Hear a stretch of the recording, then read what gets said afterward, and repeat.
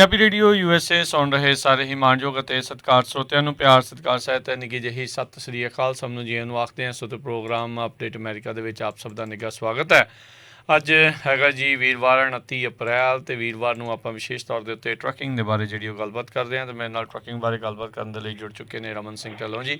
ਜੀਆਂ ਨੂੰ ਸਵਾਗਤ ਹੈ। ਸਤਿ ਸ੍ਰੀ ਅਕਾਲ ਜੀ। ਸਤਿ ਸ਼੍ਰੀ ਅਕਾਲ ਜੀ। ਸਾਰੇ ਸੁਣਨ ਵਾਲਿਆਂ ਨੂੰ ਪਿਆਰ ਭਰੀ ਸਤਿ ਸ਼੍ਰੀ ਅਕਾਲ।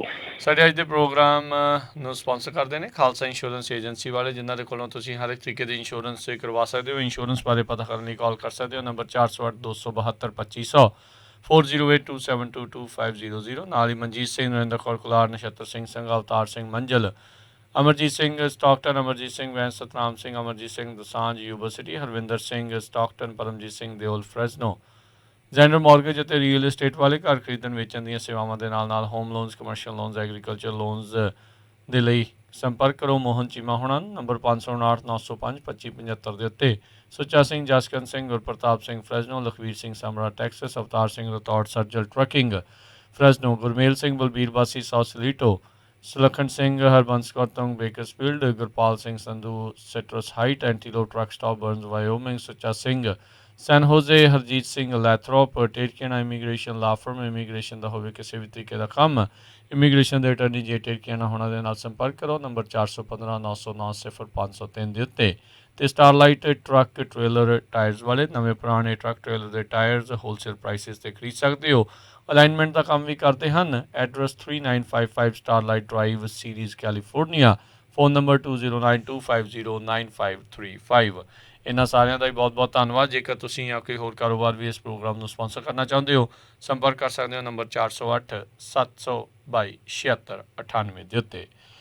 ਕੱਲ੍ਹ ਜਿਹੜੇ ਆ ਰਮਨ ਜੀ ਸਾਡੇ ਪ੍ਰੈਜ਼ੀਡੈਂਟ ਜਿਹੜੇ ਇਸ ਵਾਰ ਚੁਣੇ ਗਏ ਆ, ਪ੍ਰੈਜ਼ੀਡੈਂਟ ਬਾਈਡਨ ਨੇ ਪਹਿਲੀ ਵਾਰੀ ਦੋਨਾਂ ਸਦਨਾਂ ਨੂੰ ਸਾਂਝੇ ਤੌਰ ਦੇ ਉੱਤੇ ਸੰਬੋਧਨ ਕੀਤਾ। ਉੱਥੇ ਉਹਨਾਂ ਨੇ ਆਪਣੇ ਇਨਫਰਾਸਟਰਕਚਰ ਪਲਾਨ ਉਸ ਦੇ ਬਾਰੇ ਚਰਚਾ ਜਿਹੜੀ ਉਹ ਕੀਤੀ, ਫੈਮਿਲੀ ਪਲਾਨ ਜਿਹੜਾ ਉਸ ਦੇ ਬਾਰੇ ਕੀਤੀ। ਸੋ ਉਹਨਾਂ ਨੇ ਕਿਹਾ ਵੀ ਹੁਣ ਸਮੇਂ ਦੇ ਹਾਣੀ ਜਿਹੜੇ ਉਹ ਬਣਨ ਦੀ ਕਿਤੇ ਨਾ ਕਿਤੇ ਜ਼ਰੂਰਤ ਆ। ਉਹਨਾਂ ਨੇ ਅਰਜੈਂਸੀ ਜਿਹੜੀ ਇਨਫਰਾਸਟਰਕਚਰ ਨੂੰ ਲੈ ਕੇ ਬੜੀ ਦਿਖਾਈ ਵੀ ਹੁਣ ਆਪਾਂ ਨੂੰ ਕਾਹਲੀ ਕਰਨੀ ਚਾਹੀਦੀ ਹੈ। ਬਾਕੀ ਮੁਲਕ ਆਪਣੇ ਤੋਂ ਆਪਾਂ ਨੂੰ ਕੈਚਅਪ ਕਰ ਰਹੇ ਆ ਜਾਂ ਅੱਗੇ ਲੰਘਣ ਵੱਲ ਨੂੰ ਜਿਹੜਾ ਉਹ ਵੱਧ ਰਹੇ ਹੈਗੇ ਆ। ਉਹਦੇ ਵਿੱਚ ਉਹਨਾਂ ਨੇ ਜ਼ਿਕਰ ਕੀਤਾ ਵੀ ਜਿਹੜੇ ਆਪਾਂ ਇਲੈਕਟਰੀਫਾਈ ਕਰਨਾ ਆ, ਗ੍ਰਿਡ ਜਿਹੜੀਆਂ ਆ ਕਰਨੀਆਂ ਆ, ਬਹੁਤ ਸਾਰੀਆਂ ਜੋਬਸ ਕ੍ਰੀਏਟ ਕਰਨੀਆਂ, ਬਹੁਤ ਕੁਛ ਜਿਹੜਾ ਉਸ ਦੇ ਵਿੱਚ ਹੋਣਾ ਆ। 5000 ਉਹਨਾਂ ਨੇ ਇਸ ਦੇ ਵਿੱਚ ਚਾਰਜਿੰਗ ਸਟੇਸ਼ਨ ਔਨ ਫਰੀਵੇਜ਼, ਹਾਈਵੇਜ਼ ਦੇ ਉੱਤੇ ਜਿਹੜੇ ਆ ਬਣਾਉਣ ਦੀ ਗੱਲ ਕੀਤੀ। ਸੋ ਨਵੇਂ ਜਿਹੜੀਆਂ ਹੁਣ ਨਿਊ ਗੈਸ ਸਟੇਸ਼ਨਸ ਵਿਲ ਵੀ ਜਿਹੜੇ ਇਹ ਹੁਣ ਚਾਰਜਿੰਗ ਸਟੇਸ਼ਨਸ ਆ, ਉਹ ਹੁਣ ਨਵੀਂ ਚੀਜ਼ ਜਿਹੜੀ ਉਹ ਆਊਗੀ। ਸੋ ਕਿਤੇ ਨਾ ਕਿਤੇ ਇਸ ਪਾਸੇ ਵੱਲ ਨੂੰ ਅਮਰੀਕਾ ਜਿਹੜਾ ਹੁਣ ਵੱਧ ਰਿਹਾ ਹੈਗਾ। ਅਤੇ ਜਿਹੜੇ ਬਿਜ਼ਨਸ ਓਨਰਸ ਵੀ ਆ ਉਹਨਾਂ ਨੂੰ ਵੀ ਹੁਣ ਇਸ ਦੇ ਵੱਲ ਨੂੰ ਜਿਹੜਾ ਉਹ ਨਾਲ ਦੇ ਨਾਲ ਧਿਆਨ ਜਿਹੜਾ ਉਹ ਦੇਣ ਦੀ ਜ਼ਰੂਰਤ ਆ। ਸੋ ਆਪਾਂ ਇਸ ਦੇ ਉੱਤੇ ਵੀ ਚਰਚਾ ਕਰਾਂਗੇ ਆਉਣ ਵਾਲੇ ਪ੍ਰੋਗਰਾਮ ਦੇ ਵਿੱਚ ਵੀ। ਜਿਹੜੀ ਆ ਕੀ ਕੁਛ ਉਹਨਾਂ ਨੇ ਹੋਰ ਆਖਿਆ ਸੀ, ਉਹ ਉਸ ਦੇ ਬਾਰੇ ਜਿਹੜੀ ਅਪਡੇਟ ਅਮਰੀਕਾ ਦੇ ਸ਼ਾਮ ਦੇ ਬੁਲਟਨ ਦੇ ਵਿੱਚ ਵੀ ਆਪਾਂ ਜਿਹੜੀ ਉਹ ਚਰਚਾ ਕਰਾਂਗੇ। ਸੋ ਡੈਫੀਨੇਟਲੀ ਰਮਨ ਜੀ, ਸੋ ਇਨਫਰਾਸਟਰਕਚਰ ਦੇ ਉੱਤੇ ਉਹਨਾਂ ਨੇ ਬਹੁਤਾ ਹੀ ਜ਼ਿਆਦਾ ਜਿਹੜਾ ਕੱਲ੍ਹ ਦੇ ਇਸ ਸਾਂਝੇ ਸੰਬੋਧਨ ਦੇ ਵਿੱਚ ਜਿਹੜਾ ਉਹਨਾਂ ਨੇ ਜ਼ੋਰ ਪਾਇਆ। ਬਿਲਕੁਲ ਰਾਜਕਰਨ, ਇਹਦੇ ਨਾਲ ਹੀ ਮੈਂ ਇੱਕ ਗੱਲ ਦੱਸਦਾ ਕਿ ਜਿਹੜਾ FMCSA ਵੱਲੋਂ ਆਟੋਮੇਟਿਡ ਟਰੱਕਸ ਪ੍ਰੋਜੈਕਟ ਹੈਗਾ ਆ, ਮੈਂ ਕਾਫੀ ਗਰੁੱਪਸ ਦੇ ਵਿੱਚ ਕਾਫੀ ਜਗ੍ਹਾ 'ਤੇ ਗੱਲਬਾਤ ਸੁਣਦਾ ਹੈਗਾ ਕਿ ਆਟੋਮੇਟਿਡ ਟਰੱਕ ਜਿਹੜੇ ਆ ਉਹ ਆਣ ਕੇ ਅਤੇ ਆਪਣਾ ਜਿਹੜਾ ਇਸ ਟਰੱਕਿੰਗ ਬਿਜ਼ਨਸ ਆ, ਟਰੱਕਿੰਗ ਜੋਬਸ ਆ, ਇਹਦੇ ਉੱਤੇ ਕਾਫੀ ਅਸਰ ਪਾਉਣਗੇ।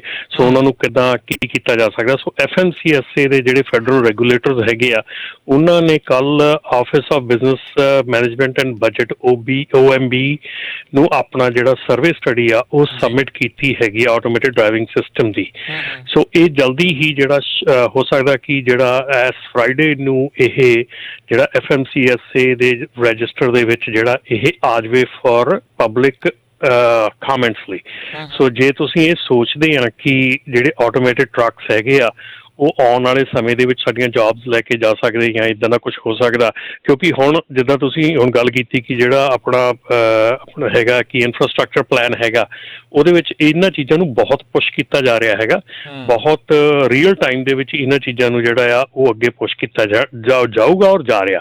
ਸੋ ਇਸ ਕਰਕੇ ਜੇ ਤੁਸੀਂ ਇਹ ਸੋਚਦੇ ਆ ਕਿ ਇਹ ਜਿਹੜੇ ਆਟੋਮੇਟਿਡ ਟਰੱਕਸ ਹੈਗੇ ਆ ਇਹ ਆਪਣੀ ਇਸ ਕਮਿਊਨਿਟੀ ਲਈ ਅਜੇ ਠੀਕ ਨਹੀਂ ਗੇ ਜਾਂ ਇਸ ਵਰਲਡ ਲਈ ਠੀਕ ਨਹੀਂ ਗੇ, ਅਤੇ ਤੁਸੀਂ ਜਿਹੜੇ FMCSA ਦਾ ਹੁਣ ਜਿਹੜਾ ਰਜਿਸਟਰ ਦੇ ਵਿੱਚ ਪਬਲਿਸ਼ ਹੋਣਾ ਹੈ, ਜਿਸ 'ਚ ਪਬਲਿਕ ਕਾਮੈਂਟਸ ਜਾਣੇ ਆ, ਉਹਦੇ 'ਚ ਆਪਣੇ ਕਾਮੈਂਟਸ ਦੇ ਕੇ ਇਹਨੂੰ ਪੁਸ਼ ਬੈਕ ਕਰ ਸਕਦੇ ਹਾਂ, ਇਹਦੇ ਆਪਣੇ ਵਿਚਾਰ ਦੱਸ ਸਕਦੇ ਹਾਂ।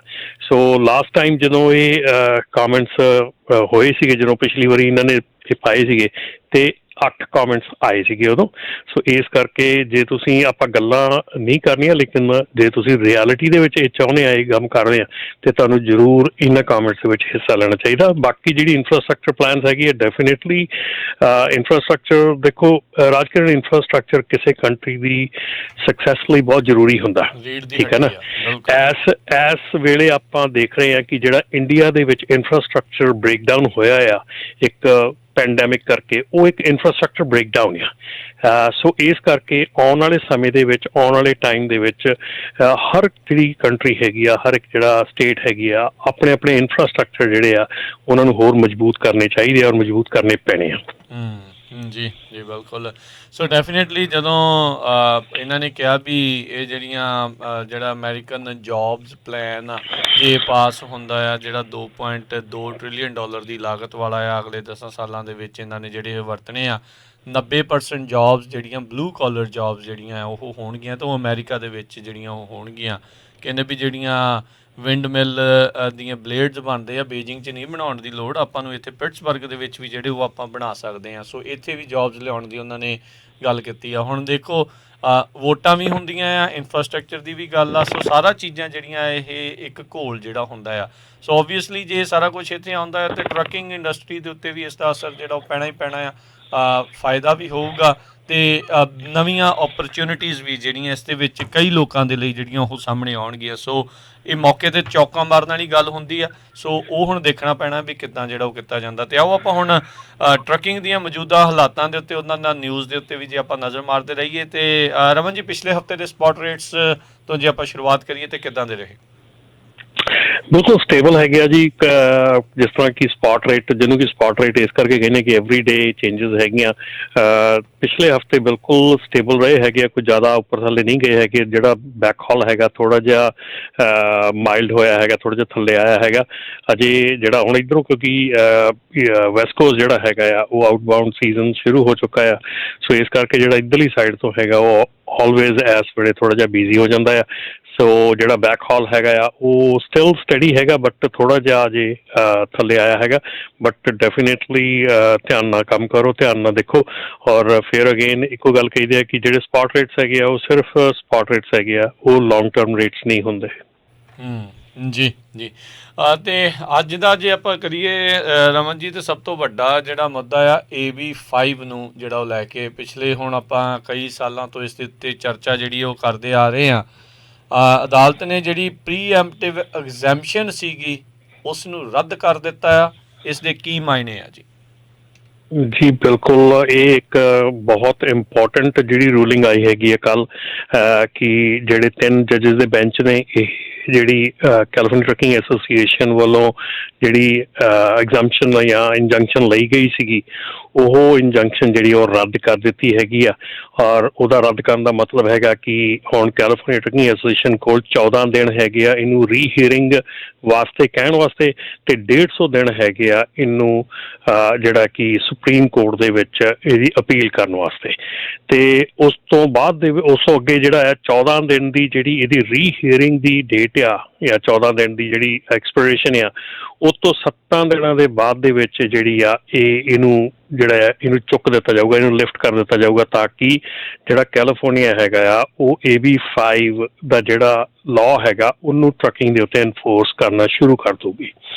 ਸੋ ਇਹ ਕਾਫੀ ਇੰਪੋਰਟੈਂਟ ਨਿਊਜ਼ ਹੈਗੀ ਹੈ। ਕਾਫੀ ਜਿਹੜੀਆਂ ਇੰਡਸਟਰੀ ਹੈਗੀ, ਆਪਣੀ ਜਿਹੜੀ ਟਰੱਕਿੰਗ ਇੰਡਸਟਰੀ ਹੈਗੀ ਉੱਤੇ ਕਾਫੀ ਸਵੀਅਰ ਅਸਰ ਪੈ ਸਕਦਾ ਇਸ ਦੇ ਨਾਲ, ਕਿਉਂਕਿ ਬਹੁਤ ਜਿਹੜੇ ਮਾਡਲ ਹੈਗੇ ਆ ਸਿਰਫ ਅਗੇਨ ਰਾਜਕਿਰਨ ਇਹਦੇ ਵਿੱਚ ਧਿਆਨ ਨਾਲ ਸੋਚਣ ਵਾਲੀ ਗੱਲ ਇਹ ਆ ਕਿ ਇਹ ਜਿਹੜਾ ਮਸਲਾ ਸੀਗਾ ਇਹ ਸ਼ੁਰੂ ਹੋਇਆ ਸੀਗਾ ਪੋਰਟ ਤੋਂ।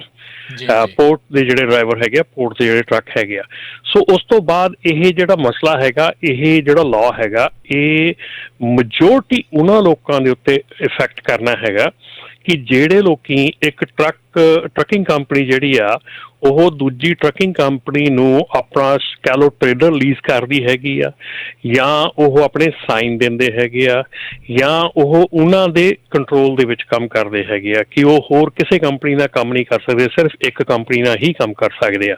ਸੋ ਇਹ ਸਪੈਸੀਫਿਕ ਹੈਗਾ ਜਿਹੜਾ ਇੰਡੀਪੈਂਡੈਂਟ ਓਨਰ ਆਪਰੇਟਰ ਹੈਗਾ ਆ, ਜਿਹੜਾ ਕਿ ਮਲਟੀਪਲ ਬ੍ਰੋਕਰਸ ਨਾਲ ਕੰਮ ਕਰਦਾ ਹੈਗਾ, ਉਹਦੇ ਐਗਜ਼ਾਮਸ਼ਨਸ ਹੈਗੀਆਂ ਕੁਛ, ਇੱਕ ਉਹਦੀਆਂ ਐਗਜ਼ਾਮਸ਼ਨਸ ਲੈ ਕੇ ਤੁਸੀਂ ਇੱਕ as a independent owner operator ਬਣੇ ਰਹਿ ਸਕਦੇ ਆ।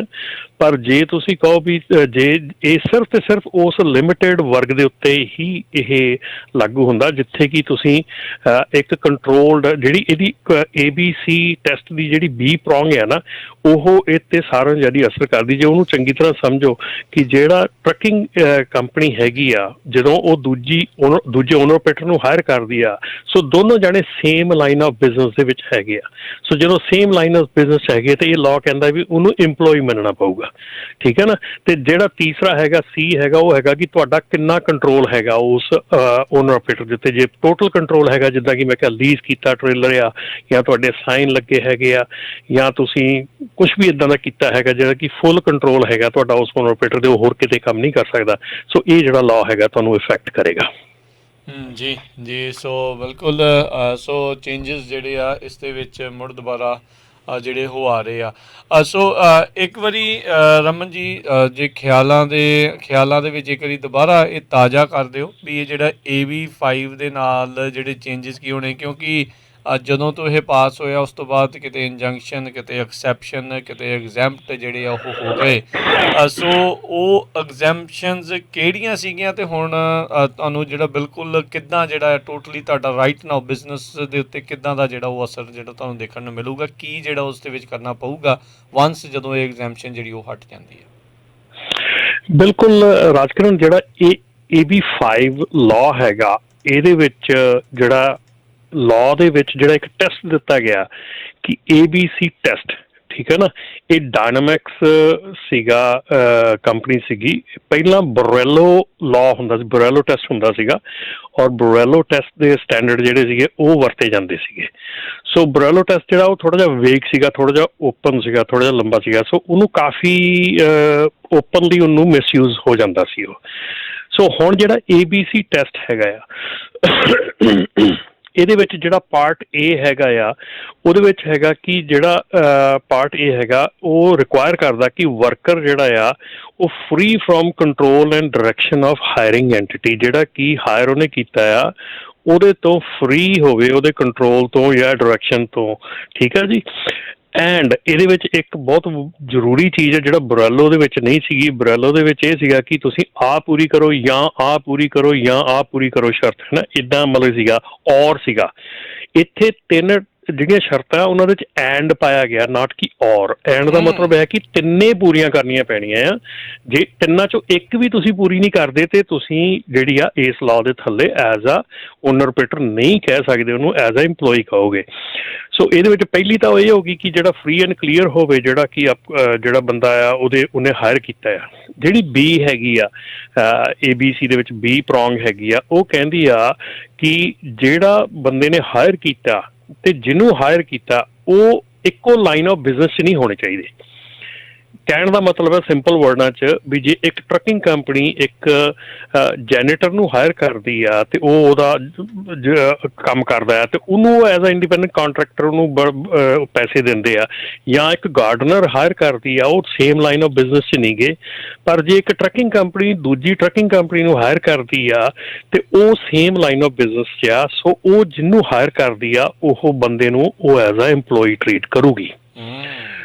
ਪਾਰਟ C ਜਿਹੜਾ ਹੈਗਾ ਆ ਉਹ ਰਿਕੁਆਇਰ ਕਰਦਾ ਹੈ ਕਿ ਜਿਹੜੇ ਇੰਡੀਪੈਂਡੈਂਟਲੀ ਇੰਗੇਜਡ ਬਿਜ਼ਨਸਿਸ ਹੈਗੇ ਆ, ਠੀਕ ਹੈ ਨਾ, ਚਾਹੇ ਉਹ ਕੋਈ ਵੀ ਇੰਡੀਪੈਂਡੈਂਟਲੀ ਐਸਟੈਬਲਿਸ਼ ਟ੍ਰੇਡ ਹੈਗੇ, ਆਕੂਪੇਸ਼ਨ ਹੈਗੇ, ਬਿਜ਼ਨਸ ਹੈਗੇ ਆ, ਉਹ ਬਿਲਕੁਲ ਉਹਦੀ ਆਪਣੀ ਜਿਹੜੀ ਬਿਜ਼ਨਸ ਹੈਗਾ ਉਹਦੀ ਲਾਈਨ ਤੋਂ ਬਾਹਰਲਾ ਬਿਜ਼ਨਸ ਪਰਫੋਰਮ ਕਰਦਾ ਹੋਵੇ। ਸੋ ਇਹ ਤਿੰਨੇ ਜਿਹੜੇ ਟੈਸਟ ਹੈਗੇ ਆ ਇਹ ਐਂਡ ਪਾਇਆ ਗਿਆ, ਇਹਦੇ ਵਿੱਚ ਔਰ ਨਹੀਂ ਪਾਇਆ ਗਿਆ। ਸੋ ਐਂਡ ਦਾ ਮਤਲਬ ਹੈ ਕਿ ਜੇ ਤੁਸੀਂ ਇੱਕ ਵੀ ਇਹਦੇ ਵਿੱਚੋਂ ਟੈਸਟ 'ਚੋਂ ਫੇਲ ਹੁੰਦੇ ਆ ਤੇ ਤੁਸੀਂ ਐਜ਼ ਆ ਇੰਡੀਪੈਂਡੈਂਟ ਕਾਂਟਰੈਕਟਰ ਨਹੀਂ ਉਹਨੂੰ ਚੁਣ ਸਕਦੇ। ਜੀ। ਸੋ ਕਾਫੀ ਵੱਡੀਆਂ ਜਿਹੜੀਆਂ ਫਿਰ ਮੁਸ਼ਕਲਾਂ ਦਰਪੇਸ਼ ਆ ਇਹ ਜਿਹੜਾ AB5 ਦਾ ਆ ਇਹ ਇਕੱਲਾ ਤੇ ਇਕੱਲਾ ਇਹ ਕੈਲੀਫੋਰਨੀਆ ਦੇ ਵਿੱਚ ਹੀ ਜਿਹੜਾ ਇਹ ਹੋ ਰਿਹਾ ਹੈ, ਰਾਈਟ? ਤੇ ਪ੍ਰੋਬਲਮ ਰਾਜ ਇਹ ਹੈਗੀ ਆ ਕਿ ਕੈਲੀਫੋਰਨੀਆ ਦਾ ਇਹ ਲਾਅ ਹੈਗਾ, ਕੈਲੀਫੋਰਨੀਆ ਨੇ ਇਹ ਅਡਾਪਟ ਕੀਤਾ ਹੈਗਾ, ਇਹਦੇ ਨਾਲ ਦੇ ਨਾਲ ਹੀ ਵਾਸ਼ਿੰਗਟਨ ਸਟੇਟ ਵੀ ਇਹਨੂੰ ਅਡਾਪਟ ਕਰ ਰਹੀ ਹੈਗੀ ਆ, ਤੇ ਉਧਰਲੀ ਸਾਈਡ ਨਿਊ ਜਰਸੀ ਦੇ ਵਿੱਚ ਜਾਂ ਨਿਊ ਜਰਸੀ ਇੱਕ ਸਟੇਟ ਜਿਹੜੀ ਉਧਰ ਵੀ ਇਹਨੂੰ ਅਡਾਪਟ ਕਰ ਰਹੀ ਹੈਗੀ ਆ।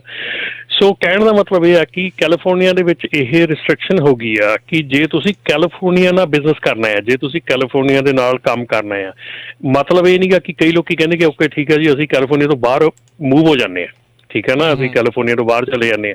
ਪਰ ਜੇ ਤੁਸੀਂ ਕੈਲੀਫੋਰਨੀਆ ਦੇ ਕਿਸੇ ਡਾਕ ਤੋਂ ਤੁਸੀਂ ਲੋਡ ਚੱਕਦੇ ਆ ਜਾਂ ਲਾਉਂਦੇ ਆ ਤਾਂ ਤੁਸੀਂ ਇਸ ਲਾਅ ਦੀ ਤੁਹਾਨੂੰ ਲਾਅ ਦਾ ਇਸ ਦਾ ਫੋਲੋ ਕਰਨਾ ਪੈਣਾ। ਜੇ ਤੁਹਾਡੀ ਕੰਪਨੀ ਜਿਹੜੀ ਆ ਉਹ ਆਊਟ ਆਫ ਕੈਲੀਫੋਰਨੀਆ ਮੂਵ ਹੋ ਜਾਂਦੀ ਆ, ਤੁਹਾਡੇ owner operator out of California, ਤੁਸੀਂ ਕਦੀ ਵੀ ਕੈਲੀਫੋਰਨੀਆ ਨਹੀਂ ਆਉਂਦੇ, ਯੈਸ ਤੁਸੀਂ ਇਸ ਲਾਅ ਦੇ ਵਿੱਚੋਂ ਐਗਜ਼ੈਂਪਟ ਹੋ ਸਕਦੇ ਆ, ਬਾਹਰ ਰਹਿ ਸਕਦੇ ਆ, ਪਰ ਜੇ ਤੁਸੀਂ ਕੈਲੀਫੋਰਨੀਆ ਦੇ ਨਾਲ ਬਿਜ਼ਨਸ ਕਰਨਾ ਆ ਜਾਂ ਕੈਲੀਫੋਰਨੀਆ ਦੇ ਕਿਸੇ ਵੀ ਡਾਕ ਤੋਂ ਜਾਂ ਕਿਸੇ ਵੀ ਸ਼ੈੱਡ ਤੋਂ ਜਾਂ ਕਿਤੇ ਵੀ ਤੁਸੀਂ ਲੋਡ ਚੁੱਕਣਾ ਲਾਉਣਾ ਕੁਛ ਕਰਨਾ ਆ, ਤੇ ਤੁਹਾਨੂੰ ਕਿਤੇ ਨਾ ਕਿਤੇ ਇਹਦਾ ਸਾਹਮਣਾ ਕਰਨਾ ਪੈਣਾ। ਜੀ ਜੀ। ਸੋ ਸਰੋਤਿਓ ਤੁਹਾਡਾ ਵੀ ਜੇ ਕੋਈ ਸਵਾਲ ਆ, ਤੁਸੀਂ ਜੇ ਕੁਛ ਪੁੱਛਣਾ ਚਾਹੁੰਦੇ ਹੋ ਟਰੈਕਿੰਗ ਦੇ ਬਾਰੇ ਤਾਂ ਕਾਲ ਕਰ ਸਕਦੇ ਹੋ ਸਟੂਡੀਓ ਦੇ ਵਿੱਚ। ਨੰਬਰ ਹੈ 408-272-5200 4082725200। ਇਸ ਨੰਬਰ ਦੇ ਉੱਤੇ ਕਾਲ ਕਰਕੇ ਤੁਸੀਂ ਜਿਹੜਾ ਉਹ ਸਵਾਲ ਪੁੱਛ ਸਕਦੇ ਹੋ, ਚਾਹੇ ਇਹ ਹੁਣ AB5 ਦੇ ਨਾਲ ਰਿਲੇਟਡ ਆ, ਐਗਜ਼ੈਂਪਸ਼ਨ ਜਿਹੜੀ ਉਹ ਹਟੀ ਆ, ਤੁਹਾਡੇ ਕੀ ਇਸ ਦੇ ਉੱਤੇ ਵਿਚਾਰ ਹੈਗੇ ਨੇ, ਕਿੱਦਾਂ ਤੁਹਾਡੇ ਬਿਜ਼ਨਸ ਦੇ ਉੱਤੇ ਜਿਹੜਾ ਉਹ ਅਸਰ ਉਹ ਪੈਣ ਜਿਹੜਾ ਉਹ ਜਾ ਰਿਹਾ ਹੈਗਾ ਜਾਂ ਪਵੇਗਾ। ਅਤੇ ਮੈਨੂੰ ਇੱਦਾਂ ਵੀ ਲੱਗ ਰਿਹਾ ਰਮਨ ਜੀ, ਬਹੁਤ ਸਾਰੇ ਲੋਕ ਇਸ ਚੀਜ਼ ਤੋਂ ਅਣਜਾਣ ਵੀ ਹੋਣਗੇ ਵੀ ਉਹਨਾਂ ਦੇ ਬਿਜ਼ਨਸ ਦੇ ਉੱਤੇ ਇਸ ਦਾ ਅਸਰ ਐਕਚੁਅਲ ਦੇ ਵਿੱਚ ਕਿੱਦਾਂ ਦਾ ਹੋਣਾ ਆ। ਉਹ ਕਿਸੇ ਦੇ ਕਹੇ ਜਾਂ ਪੂਰੀ ਗੱਲ ਚੰਗੀ ਤਰ੍ਹਾਂ ਖੁਦ ਨਾ ਪੜ੍ਹੇ ਜਾਂ ਪੂਰੀ ਤਰ੍ਹਾਂ ਨਾ ਸਮਝ ਕੇ ਉੱਦਾਂ ਹੀ ਚੱਲੀ ਜਾਣਗੇ, ਅਤੇ ਉਹਨਾਂ ਦੇ ਲਈ ਤਾਂ ਫਿਰ ਕਾਫੀ ਅੱਗੇ ਮੁਸ਼ਕਿਲਾਂ ਆ ਸਕਦੀਆਂ। ਬਿਲਕੁਲ ਰਾਜਕਰਨ, ਕਈ ਬਿਜ਼ਨਸ ਮਾਡਲ ਹੀ ਇੱਦਾਂ ਦੇ ਬਣੇ ਹੋਏ ਆ, ਕਈ ਬਿਜ਼ਨਸ ਮਾਡਲ, ਕਿਉਂਕਿ ਦੇਖੋ ਜਿੰਨੇ ਵੀ ਜਿਹੜੀਆਂ ਵੱਡੀਆਂ ਕੰਪਨੀਜ਼ ਹੈਗੀਆਂ, ਜਦੋਂ ਇਹ 2020 ਦੇ ਵਿੱਚ ਜਾਂ 2019 ਦੇ ਵਿੱਚ ਲਾਗੂ ਹੋਇਆ ਸੀਗਾ, ਨਵੰਬਰ ਦੇ ਵਿੱਚ ਹੋਇਆ ਸੀਗਾ, ਉਦੋਂ ਮੇਜਰ ਜਿਹੜੀਆਂ ਟਰੱਕਿੰਗ ਕੰਪਨੀਆਂ ਸੀਗੀਆਂ, ਜਿਹਨੂੰ ਕਹਿ ਲਓ ਵੀ ਆਪਣੀ ਲੈਂਡਸਟਾਰ ਹੈਗੀ ਆ ਜਾਂ ਸਵਿਫਟ ਹੈਗੀ ਆ, ਵੱਡੀਆਂ ਕੰਪਨੀਆਂ, ਉਹਨਾਂ ਨੇ ਕੈਲੀਫੋਰਨੀਆ ਦੇ ਵਿੱਚੋਂ ਇੰਡੀਪੈਂਡੈਂਟ ਓਨਰ ਆਪਰੇਟਰ ਹਾਇਰ ਕਰਨੇ ਬੰਦ ਕਰਤੇ ਸੀਗੇ। ਸੋ ਕਿਉਂ ਕਰਦੇ ਸੀਗੇ? ਕਿਉਂਕਿ ਉਹਨਾਂ ਨੂੰ ਪਤਾ ਸੀਗਾ ਕਿ ਇਹ ਆਉਣ ਵਾਲੇ ਸਮੇਂ ਦੇ ਵਿੱਚ ਇਹ ਜਿਹੜਾ ਬਿਜ਼ਨਸ ਮਾਡਲ ਹੈਗਾ ਇਹ ਖਰਾਬ ਹੋ ਜਾਣਾ ਹੈ, ਇਹ ਬਿਜ਼ਨਸ ਮਾਡਲ ਜਿਹੜਾ ਨਹੀਂ ਚੱਲਣਾ। ਸੋ ਜਿਹੜੇ ਅਜੇ ਵੀ ਬਿਜ਼ਨਸ ਮਾਡਲ ਇਸੇ 'ਤੇ ਕੰਮ ਕਰਦੇ, ਬਿਜ਼ਨਸ ਮਾਡਲ, ਮੇਰਾ ਕਹਿਣ ਦਾ ਮਤਲਬ ਇਹ ਹੈ ਕਿ ਜੇ ਤੁਸੀਂ ਕੋਈ ਟਰੱਕਿੰਗ ਕੰਪਨੀ ਚਲਾਉਂਦੇ ਆ ਜਿਹਦੇ ਵਿੱਚ ਕਿ ਤੁਸੀਂ ਆਪਣੇ ਸਾਈਨਸ ਕਿਸੇ ਨੂੰ ਦਿੰਦੇ ਆ, ਜਾਂ ਤਾਂ ਕੋਈ ਵੀ ਤੁਹਾਡਾ ਇੰਡੀਪੈਂਡੈਂਟ ਕਾਂਟਰੈਕਟਰ ਜਿਹੜਾ ਤੁਹਾਡੇ ਸਾਈਨ ਯੂਜ਼ ਕਰਦਾ ਆ, ਤੁਹਾਡੀ ਇੰਸ਼ੋਰੈਂਸ ਦੇ ਥੱਲੇ ਆ, ਤੁਹਾਡੇ ਸਾਰੇ ਕਾਸੇ ਥੱਲੇ ਆ, ਠੀਕ ਆ, ਜਾਂ ਨਾਕੀ ਲੈਂਦੇ ਆ ਤੁਸੀਂ ਜਿਹੜਾ ਆ ਆਪਣਾ ਨਾਕੀ ਲੈਂਦੇ ਆ ਕਿ ਤੁਸੀਂ ਕਿਸੇ ਨੂੰ ਟ੍ਰੇਲਰ ਰੈਂਟ ਕੀਤਾ ਆ, ਹੈ ਨਾ, ਜਾਂ ਉਹ ਟ੍ਰੇਲਰ ਤੁਸੀਂ ਦਿੱਤਾ ਆ, ਪਰ ਉਹ ਟ੍ਰੇਲਰ ਸਿਰਫ ਤੁਹਾਡਾ ਹੀ ਲੋਡ ਚੱਕਦਾ ਆ, ਤੁਹਾਡਾ ਹੀ ਲੋਡ ਲੈ ਕੇ ਆਉਂਦਾ ਆ, ਤੁਹਾਡੇ ਕੰਟਰੋਲ ਦੇ ਥੱਲੇ ਆ। ਸੋ ਇੱਦਾਂ ਦੇ ਜਿਹੜੇ ਬਿਜ਼ਨਸ ਮਾਡਲ ਹੈਗੇ ਆ, ਜਾਂ ਤੁਸੀਂ ਸਿਰਫ ਇੱਕੋ ਹੀ ਟਰੱਕਿੰਗ ਕੰਪਨੀ ਨਾਲ ਕੰਮ ਕਰਦੇ ਆ, ਤੁਸੀਂ ਇੱਕੋ ਹੀ ਟਰੱਕਿੰਗ ਕੰਪਨੀ ਦੇ ਨਾਲ ਅਟੈਚ ਹੈਗੇ ਆ, ਸੋ ਇੱਦਾਂ ਦੇ ਜਿਹੜੇ ਕੰਮ ਹੈਗੇ ਆ ਉਹਨਾਂ ਦੇ ਉੱਤੇ ਇਹ ਜਿਹੜਾ ਕਾਫੀ ਜਿਹੜਾ ਅਸਰ ਪਊਗਾ। ਜੇ ਤੁਸੀਂ ਕੋਈ ਇੱਦਾਂ ਦਾ ਤੁਹਾਡਾ ਬਿਜ਼ਨਸ ਹੈਗਾ ਜੇ ਇੱਦਾਂ ਦੇ ਬਿਜ਼ਨਸ ਮਾਡਲ 'ਚ ਕੰਮ ਕਰ ਰਹੇ ਆ, ਤੇ ਪਲੀਜ਼ ਜ਼ਰੂਰ ਤੁਸੀਂ ਇਸ ਲਾਅ ਬਹੁਤ ਧਿਆਨ ਦੇ ਨਾਲ ਇਹਦੇ 'ਤੇ ਧਿਆਨ ਦਿਓ ਤੇ ਕੋਸ਼ਿਸ਼ ਕਰੋ ਤੁਹਾਡਾ ਜਿਹੜਾ ਬਿਜ਼ਨਸ ਮਾਡਲ ਹੈਗਾ ਉਹਨੂੰ ਕਿਸੇ ਨਾ ਕਿਸੇ ਢੰਗ ਨਾਲ ਤੁਸੀਂ ਚੇਂਜ ਕਰ ਸਕਦੇ ਆ, ਤੇ ਉਹਨੂੰ ਚੇਂਜ ਕਰਨ ਦੀ ਕੋਸ਼ਿਸ਼ ਕਰੋ, ਕਿਉਂਕਿ ਮੈਜੋਰਟੀ ਜਿਹੜੇ ਓਨਰ ਆਪਰੇਟਰਸ ਹੈਗੇ ਆ ਆਬਵੀਅਸਲੀ ਉਹ ਅਲੱਗ ਸੈਪਰੇਟ ਕੰਮ ਕਰਦੇ ਆ, ਮਲਟੀਪਲ, ਕਿਉਂਕਿ ਮੈਂ ਵੀ ਜਦੋਂ ਸੈਕਰਾਮੈਂਟੋ 2018-19 ਦੇ ਵਿੱਚ ਜਦੋਂ ਅਸੀਂ ਸਾਡੀਆਂ ਸਟੇਟਮੈਂਟਾਂ ਹੋਈਆਂ ਉੱਤੇ ਕੈਲੀਫੋਰਨੀਆ ਸਟੇਟ ਕੈਪੀਟਲ ਦੇ ਵਿੱਚ, ਤੇ ਉਦੋਂ ਮੇਰਾ ਮੇਨ ਇਹੋ ਹੀ ਹੁੰਦਾ ਸੀਗਾ ਕਿ ਅਸੀਂ ਉਸ ਓਨਰ ਆਪਰੇਟਰ ਨੂੰ ਕਿੱਦਾਂ ਅਸੀਂ ਇੱਕ ਕਿਸੇ ਦਾ ਇੰਪਲੋਈ ਕਹਿ ਸਕਦੇ ਹਾਂ ਜਿਹੜਾ 5-6-10 ਡਿਫਰੈਂਟ ਬ੍ਰੋਕਰਾਂ ਦੇ ਨਾਲ ਕੰਮ ਕਰਦਾ ਮਹੀਨੇ ਦੇ ਵਿੱਚ, ਉਹ ਡਿਫਰੈਂਟ ਬੰਦੇ ਦੇ ਲੋਡ ਚੁੱਕਦਾ ਆ, ਤੇ ਉਹ ਇੱਕ ਕਿਸੇ ਦਾ ਇੰਪਲੋਈ ਕਿੱਦਾਂ ਹੋ ਸਕਦਾ। ਸੋ ਇਹ ਬਹੁਤ ਮੇਜਰ ਉੱਥੇ ਕੁਐਸਚਨ ਸੀਗਾ, ਔਰ ਕਾਫੀ ਵਾਰੀ ਨਹੀਂ, ਮੇਰਾ ਐਕਚੁਅਲੀ ਜਿੰਨੀ ਵਾਰੀ ਮੈਂ ਆਪਣੇ ਮਿਲਿਆ ਆ ਉੱਥੇ ਸਟੇਟ ਦੇ ਵਿੱਚ, ਇਹੋ ਹੀ ਕੁਐਸਚਨ ਚੁੱਕਿਆ ਕਿ how could possibly we can do that. So ਇਸ ਕਰਕੇ ਜਿਨ੍ਹਾਂ ਦਾ ਬਿਜ਼ਨਸ ਮਾਡਲ ਇੱਦਾਂ ਦਾ ਹੈਗਾ ਆ, ਉਹ ਬਿਜ਼ਨਸ ਮਾਡਲ ਨੂੰ ਹੁਣ ਕੋਸ਼ਿਸ਼ ਕਰਨ, ਸੋਚਣ। ਦੇਖੋ ਇਹ ਰਾਜਕਰਨ ਆਪਣੀ ਹੁੰਦੀ ਹੈ ਕਿ ਇੱਕ ਆਪਾਂ ਕੰਮ ਕਰਦੇ ਹਾਂ, ਇੱਕ ਬਿਜ਼ਨਸ ਮਾਡਲ ਆਪਾਂ ਅਪਣਾ ਲਿਆ ਤੇ ਆਪਾਂ ਸਾਰੀ ਲਾਈਫ ਉਸੇ ਬਿਜ਼ਨਸ ਮਾਡਲ ਤੇ ਕਈ ਵਾਰੀ ਤੁਰੇ ਜਾਂਦੇ ਹਾਂ, ਉਹ ਕਈ ਚੰਗਾ ਕੰਮ ਕਰੀ ਜਾਂਦਾ। ਪਰ ਕਈ ਵਾਰੀ ਹਾਲਾਤਾਂ ਦੇ ਹਿਸਾਬ ਨਾਲ, ਕਾਨੂੰਨ ਦੇ ਹਿਸਾਬ ਨਾਲ ਸਾਨੂੰ ਬਿਜ਼ਨਸ ਮਾਡਲ ਚੇਂਜ ਕਰਨੇ ਪੈਂਦੇ ਆ, ਬਿਜ਼ਨਸ ਮਾਡਲ ਹਿਲਾਉਣੇ ਪੈਂਦੇ, ਹਿੱਲਣੇ ਪੈਂਦੇ ਆ। ਸੋ ਇਸ ਕਰਕੇ ਜਿਹੜਾ ਆਉਣ ਵਾਲਾ ਸਮਾਂ ਹੈਗਾ ਉਹਦੇ ਵਿੱਚ ਜੇ ਤੁਸੀਂ ਇਸ ਬਿਜ਼ਨਸ ਮਾਡਲ ਥੱਲੇ ਕੰਮ ਕਰਦੇ ਹੋ ਤਾਂ ਡੈਫੀਨੇਟਲੀ ਜ਼ਰੂਰ ਸੋਚੋ ਕਿ ਡਿਫਰੈਂਟ ਬਿਜ਼ਨਸ ਮਾਡਲ ਤੁਸੀਂ ਕਿੱਦਾਂ ਇਹਨੂੰ ਆਪਣੇ ਨੂੰ ਚੇਂਜ ਕਰਨਾ ਹੈ। ਜੀ ਜੀ। ਅਤੇ ਆਪਣੇ ਨਾਲ ਕਾਲਰ ਜੁੜੇ ਨੇ, ਆਪਾਂ ਉਹਨਾਂ ਨਾਲ ਵੀ ਗੱਲ ਕਰਦੇ ਹਾਂ। ਸੋਚੋ ਤੁਸੀਂ ਵੀ ਸਵਾਲ ਜੇ ਪੁੱਛਣਾ ਚਾਹੁੰਦੇ ਹੋ ਤਾਂ ਕਾਲ ਕਰ ਸਕਦੇ ਹੋ, ਨੰਬਰ 408 272 5200। ਮੁਖਤਿਆਰ ਸਿੰਘ ਜੀ। ਹਾਂਜੀ ਬਾਈ, ਸਤਿ ਸ਼੍ਰੀ ਅਕਾਲ। ਸਤਿ ਸ਼੍ਰੀ ਅਕਾਲ। ਸਤਿ ਸ਼੍ਰੀ ਅਕਾਲ ਜੀ। ਵੀ ਜੀ ਮੇਰਾ ਕੁਐਸਚਨ ਹੈ ਵੀ ਜਿੱਦਾਂ ਹੁਣ ਆਪਣੇ ਮੋਸਟਲੀ ਜਿਹੜੇ ਆਪਣੇ ਟਰੱਕਿੰਗ ਕੰਪਨੀਆਂ ਨਾ, ਉਹ ਆਪਾਂ ਤੋਂ ਡਿਸਪੈਚ ਲੈਂਦੇ ਆ, ਉਹਨਾਂ ਦੇ ਕੋਲ ਬਹੁਤਿਆਂ ਦੇ ਕੋਲ ਬਰੋਕਰ ਦਾ ਲਾਇਸੈਂਸ ਹੈਗਾ, ਬਹੁਤਿਆਂ ਕੋਲ ਹੈ ਨਹੀਂ। ਆਪਾਂ 2-3 ਟਰੱਕਾਂ ਕੰਪਨੀਆਂ ਨਾਲ ਕੰਮ ਕਰ ਸਕਦੇ ਹਾਂ? ਦੇਖੋ ਜੀ, ਜਿਹੜਾ ਲਾਅ ਕਹਿੰਦਾ ਹੈਗਾ, ਲਾਅ ਤਾਂ ਕਹਿੰਦਾ ਹੈਗਾ ਕਿ ਤੁਸੀਂ ਇੱਕ ਕੰਪਨੀ ਦੇ ਕੋਲ ਜੇ ਕੰਮ ਕਰ ਰਹੇ ਆ, ਇੱਕੋ ਕੰਪਨੀ ਨਾਲ ਅਟੈਚ ਹੈਗੇ ਆ, ਤੇ ਜੇ ਉਹ ਕੰਪਨੀ ਟਰੱਕਿੰਗ ਕੰਪਨੀ ਹੈਗੀ ਆ, ਉਹਦੇ ਕੋਲ ਟਰੱਕਿੰਗ ਕੰਪਨੀ ਆ, ਉਹ ਟਰੱਕਿੰਗ ਕੰਪਨੀ ਦੂਜੀ ਟਰੱਕਿੰਗ ਕੰਪਨੀ ਨੂੰ ਲੋਡ ਦਿੰਦੀ ਆ ਤੇ ਉਹ ਉਹਦੇ ਕੰਟਰੋਲ ਦੇ ਵਿੱਚ ਆ, ਤੇ ਡੈਫੀਨੇਟਲੀ ਉਹ ਇਸ ਲਾਅ ਦੇ ਅੰਡਰ ਆਉਂਦਾ ਆ। ਠੀਕ ਹੈ ਜੀ। ਪਰ ਤੁਸੀਂ ਬ੍ਰੋਕਰ ਦੇ ਨਾਲ, ਡਿਫਰੈਂਟ ਬ੍ਰੋਕਰਸ ਦੇ ਨਾਲ ਕੰਮ ਕਰ ਸਕਦੇ ਹੈਗੇ ਆ। ਡੈਫੀਨੇਟਲੀ ਉਹਦੇ ਵਿੱਚ ਇੰਸਟਰਕਸ਼ਨਾਂ ਹੈਗੀਆਂ, ਉਹ ਇੰਸਟਰਕਸ਼ਨਾਂ ਜਿਹੜੀਆਂ ਜੇ ਤੁਸੀਂ ਫੋਲੋ ਕਰਦੇ ਆ ਤੇ ਉਹਦੇ ਵਿੱਚ ਇੰਡੀਪੈਂਡੈਂਟ ਓਨਰ ਆਪਰੇਟਰ ਬਣੇ ਰਹਿ ਸਕਦੇ ਆ। ਥੈਂਕ ਯੂ ਭਾਈ, ਮਿਹਰਬਾਨੀ ਜੀ। ਜੀ ਸੋਤੇ ਤੁਹਾਡਾ ਵੀ ਜੇ ਕੋਈ ਸਵਾਲ ਹੈ ਤਾਂ ਕਾਲ ਕਰ ਸਕਦੇ ਹੋ 408 272 5200 408272 5200। ਇਸ ਨੰਬਰ ਦੇ ਉੱਤੇ ਕਾਲ ਕਰੋ ਅਤੇ ਆਪਣਾ ਜੇ ਕੋਈ ਤੁਹਾਡਾ ਟਰੱਕਿੰਗ ਨਾਲ ਸੰਬੰਧਿਤ ਸਵਾਲ ਆ ਉਹ ਤੁਸੀਂ ਜਿਹੜਾ ਜੀ ਉਹ ਪੁੱਛ ਸਕਦੇ ਹਾਂ। ਸੋ ਬਿਲਕੁਲ ਰਮਨ ਜੀ, ਵੀ ਇਹ ਜਿਹੜੇ ਓਨਰ ਆਪਰੇਟਰ ਦੇ ਲਈ ਕਾਫੀ ਖਾਸੀਆਂ ਜਿਹੜੀਆਂ ਮੁਸ਼ਕਿਲਾਂ ਇਸ ਦੇ ਨਾਲ ਜਿਹੜੀਆਂ ਉਹ ਆਉਣਗੀਆਂ। AB5 ਦੇ ਨਾਲ ਆਪਾਂ ਦੇਖ ਰਹੇ ਸੀਗੇ ਵੀ ਜਦੋਂ ਸ਼ੁਰੂਆਤੀ ਸੀਗਾ ਉਦੋਂ ਹੁਣ 1099 ਅਤੇ W2 ਉਹਦਾ ਵੀ ਮੁੱਦਾ ਜਿਹੜਾ ਨਾਲ ਹੀ ਘੁਲ ਮਿਲ ਜਿਹੜਾ ਉਹ ਗਿਆ ਸੀਗਾ। ਫਿਰ ਬਹੁਤ ਸਾਰੇ ਆਪਣੇ ਜਿਹੜੇ ਲੋਕਾਂ ਨੇ, ਕਈਆਂ ਦੀਆਂ ਵੱਖ-ਵੱਖ ਲੋਕਾਂ ਦੀਆਂ ਸਲਾਹਾਂ ਦੇ ਉੱਤੇ ਕਾਰਪੋਰੇਸ਼ਨਾਂ ਵੀ ਬਣਾ ਲਈਆਂ, ਬਹੁਤ ਕੁਛ ਕਰ ਲਿਆ। ਉਹਨਾਂ ਦੇ ਲਈ ਹੁਣ ਅੱਗੇ ਕੀ ਹੈਗਾ ਆ, how to tread the water, ਅੱਗੇ ਕਿੱਦਾਂ ਉਹਨਾਂ ਨੇ ਜਾਣਾ ਹੈ? ਦੇਖੋ, ਜਿਹੜੀਆਂ ਸਿਚੁਏਸ਼ਨਸ ਹੈਗੀਆਂ, ਜਿਹੜੀਆਂ ਰਾਜਕਰਨ ਆਪਾਂ ਗੱਲ ਕਰਦੇ ਹਾਂ ਕਿ ਸਿਚੁਏਸ਼ਨ ਜਿਹੜੀਆਂ ਬਣੀਆਂ ਹੈਗੀਆਂ, ਉਹਦੇ ਵਿੱਚ ਮੈਂ ਅਗੇਨ ਜਿੱਦਾਂ ਪਹਿਲਾਂ ਕਿਹਾ ਹੈਗਾ ਕਿ ਆਪਾਂ ਬਿਜ਼ਨਸ ਮਾਡਲ ਜਿਹੜੇ ਹੈਗੇ ਆ, ਬਿਜ਼ਨਸ ਮਾਡਲ ਸ਼ੁਰੂ ਕੀਤੇ ਜਾਂਦੇ ਆ ਔਰ ਬਿਜ਼ਨਸ ਮਾਡਲ ਚੇਂਜ ਹੁੰਦੇ ਰਹਿੰਦੇ ਆ। ਅਸੀਂ ਕਈ ਵਾਰੀ ਇੱਕੋ ਹੀ ਬਿਜ਼ਨਸ ਮਾਡਲ ਨਾਲ ਸਟਕ ਹੋ ਜਾਂਦੇ ਆ। ਠੀਕ ਹੈ ਨਾ। ਸੋ ਜਿੱਦਾਂ ਜਿੱਦਾਂ ਸਮਾਂ ਆਉਂਦਾ ਜਾਂਦਾ, ਜਿੱਦਾਂ ਜਿੱਦਾਂ ਚੇਂਜਸ ਆਉਂਦੀਆਂ ਜਾਂਦੀਆਂ, ਉਦੋਂ ਦਾ ਬਿਜ਼ਨਸ ਮਾਡਲ ਜਿਹੜੇ ਉਹ ਚੇਂਜ ਕਰਨੇ ਪੈਂਦੇ ਆ। ਬਿਜ਼ਨਸ ਮਾਡਲ ਚੇਂਜ ਕਰਨ ਤੋਂ ਬਿਨਾਂ ਜਿਹੜਾ ਆ ਕਈ ਵਾਰੀ ਤੁਸੀਂ ਸਟਕ ਹੋ ਜਾਂਦੇ ਆ, ਔਰ ਸਟਕ ਹੋ ਗਿਆ ਜਦੋਂ, ਉਦੋਂ ਫਿਰ ਆਪਾਂ ਲਾਸਟ ਮਿੰਟ ਤੱਕ ਆਪਾਂ ਸੋਚਦੇ ਰਹਿੰਦੇ ਆ ਕਿ ਚਲੋ ਦੇਖਦੇ ਹਾਂ, ਅੱਜ ਵਰਤੀ ਜਾਂਦੇ ਆ, ਦੇਖਦੇ ਹਾਂ ਕੀ ਹੋਊਗਾ ਅੱਗੇ ਆਉਣ ਵਾਲੇ ਸਮੇਂ 'ਚ ਕੀ ਹੋਊਗਾ। ਸੋ ਮੇਰੇ ਖਿਆਲ ਦੇ ਵਿੱਚ ਜਿਹੜਾ ਬਿਜ਼ਨਸ ਮਾਡਲ ਹੈ ਉਹ ਚੇਂਜ ਕਰਨ ਦੀ ਲੋੜ ਆ। ਜੀ ਜੀ। ਆਪਣੇ ਅਗਲੇ ਕਾਲਰ ਜੁੜੇ ਨੇ ਜੀ, ਢਿੱਲੋਂ ਹੋਣੀ। ਸਤਿ ਸ਼੍ਰੀ ਅਕਾਲ ਜੀ। ਸਤਿ ਸ਼੍ਰੀ ਅਕਾਲ ਸਾਰੀ ਟੀਮ ਨੂੰ। ਸਤਿ ਸ਼੍ਰੀ ਅਕਾਲ ਜੀ। ਸਤਿ ਸ਼੍ਰੀ ਅਕਾਲ ਜੀ। ਜੀ ਮੈਂ ਪੁੱਛਣਾ ਚਾਹੁੰਦਾ ਵੀ ਜਿਵੇਂ ਮੇਰੇ ਕੋਲ ਇੱਕ ਟਰੱਕ ਆ, ਤੇ ਜੇ ਅਸੀਂ ਸਿੱਧਾ ਬਰੋਕਰ ਨਾਲ ਕੋਈ ਕੰਟੈਕਟ ਇੱਕ ਬਰੋਕਰ ਨਾਲ ਕਰਦੇ, ਇਸ ਤਰ੍ਹਾਂ ਚੱਲ ਸਕਦਾ? ਕੋਈ ਦਿੱਕਤ ਨਹੀਂ ਪੈਂਦਾ ਗਾ ਕਿ ਜ਼ਿਆਦਾ ਬਰੋਕਰ ਲੈਣੇ ਪੈਣਗੇ?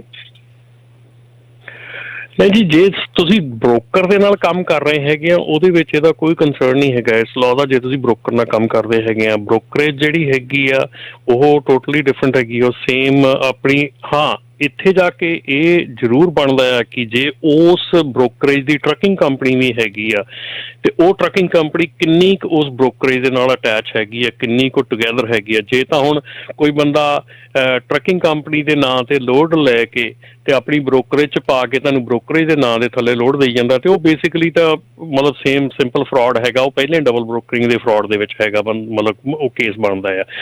ਸੋ ਡੈਫੀਨੇਟਲੀ ਡਿਪੈਂਡ ਕਰਦਾ ਕਿ ਤੁਸੀਂ ਬ੍ਰੋਕਰੇਜ ਜਿਹੜੀ ਨਾਲ ਕੰਮ ਕਰਦੇ ਹੋ, ਉਹਨਾਂ ਦੀ ਆਪਣੀ ਟਰੱਕਿੰਗ ਇੰਡਸਟਰੀ, ਜਿਹੜੀ ਟਰੱਕਿੰਗ ਕੰਪਨੀ ਹੈਗੀ ਆ, ਉਹਨਾਂ ਦਾ ਆਪਣਾ ਸੇਮ ਲਾਈਨ ਆਫ ਬਿਜ਼ਨਸ ਹੈਗਾ ਆ ਕਿ ਨਹੀਂ ਹੈਗਾ। ਸੋ ਇਹ 'ਤੇ ਕਾਫੀ ਡਿਪੈਂਡ ਕਰਦਾ ਜੀ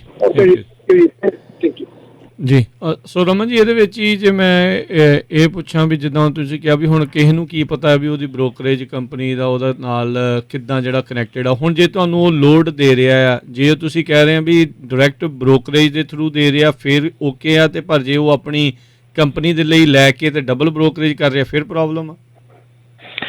ਮੋਸਟਲੀ ਜਿਹੜੀ ਰਾਜਕਰਨ ਤੁਸੀਂ FMCSA ਦੀ ਸਾਈਟ ਤੇ ਚੈੱਕ ਕਰ ਸਕਦੇ ਹੈਗੇ ਆ ਕਿ ਜਿਹੜੀਆਂ ਬ੍ਰੋਕਰੇਜ ਕੰਪਨੀਆਂ ਹੈਗੀਆਂ ਉਹਨਾਂ ਦੀ ਬ੍ਰੋਕਰੇਜ ਵੈਲਿਡਿਟੀ ਚੈੱਕ ਕਰ ਸਕਦੇ ਆ, ਜਿਹੜੀ ਟਰੱਕਿੰਗ ਕੰਪਨੀ ਹੈਗੀ ਉਹਨਾਂ ਦੀ ਟਰੱਕਿੰਗ ਕੰਪਨੀ ਦੀ ਵੈਲਿਡਿਟੀ ਚੈੱਕ ਕਰ ਸਕਦੇ ਹੈਗੇ ਆ। ਸੋ ਹਰ ਇੱਕ ਜਿਹੜਾ ਓਨਰ ਆਪਰੇਟਰ ਹੈਗਾ ਉਹਨੂੰ ਇਹ ਹਦਾਇਤ ਆ ਕਿ ਤੁਸੀਂ ਜਿਹੜੀ ਵੀ ਕੰਪਨੀ ਦਾ ਕੰਮ ਕਰਦੇ ਹੋ ਉਹਦੀ ਵੈਲਿਡਿਟੀ ਜ਼ਰੂਰ ਚੈੱਕ ਕਰੋ। FMCSA ਸੇਫਰ ਦੇ ਉੱਤੇ ਜਾ ਕੇ ਉਹਨਾਂ ਦੀ ਜਿਹੜੀ ਕੰਪਨੀ ਦੀ ਜਿਹੜੀ ਆਪਣੀ ਡੀਟੇਲ ਹੈਗੀ ਉਹ ਚੈੱਕ ਕਰੋ। ਕੰਪਨੀ ਕੀ ਆ, ਉਹਦਾ ਕੀ ਰੈਕਡ ਹੈਗਾ, ਉਹਨੂੰ ਕਿੰਨੇ ਕੀ ਕੁਛ ਹੈਗਾ, ਉਹਦੇ ਕੋਲ ਇੰਸ਼ੋਰੈਂਸ ਚੱਲ ਰਹੀ, ਉਹਦੀ ਨਹੀਂ ਚੱਲ ਰਹੀ, ਉਹਦੇ ਕਿੰਨੇ ਐਕਸੀਡੈਂਟ, ਮਤਲਬ ਹਰ ਚੀਜ਼ ਤੁਸੀਂ ਚੈੱਕ ਕਰ ਸਕਦੇ ਆ।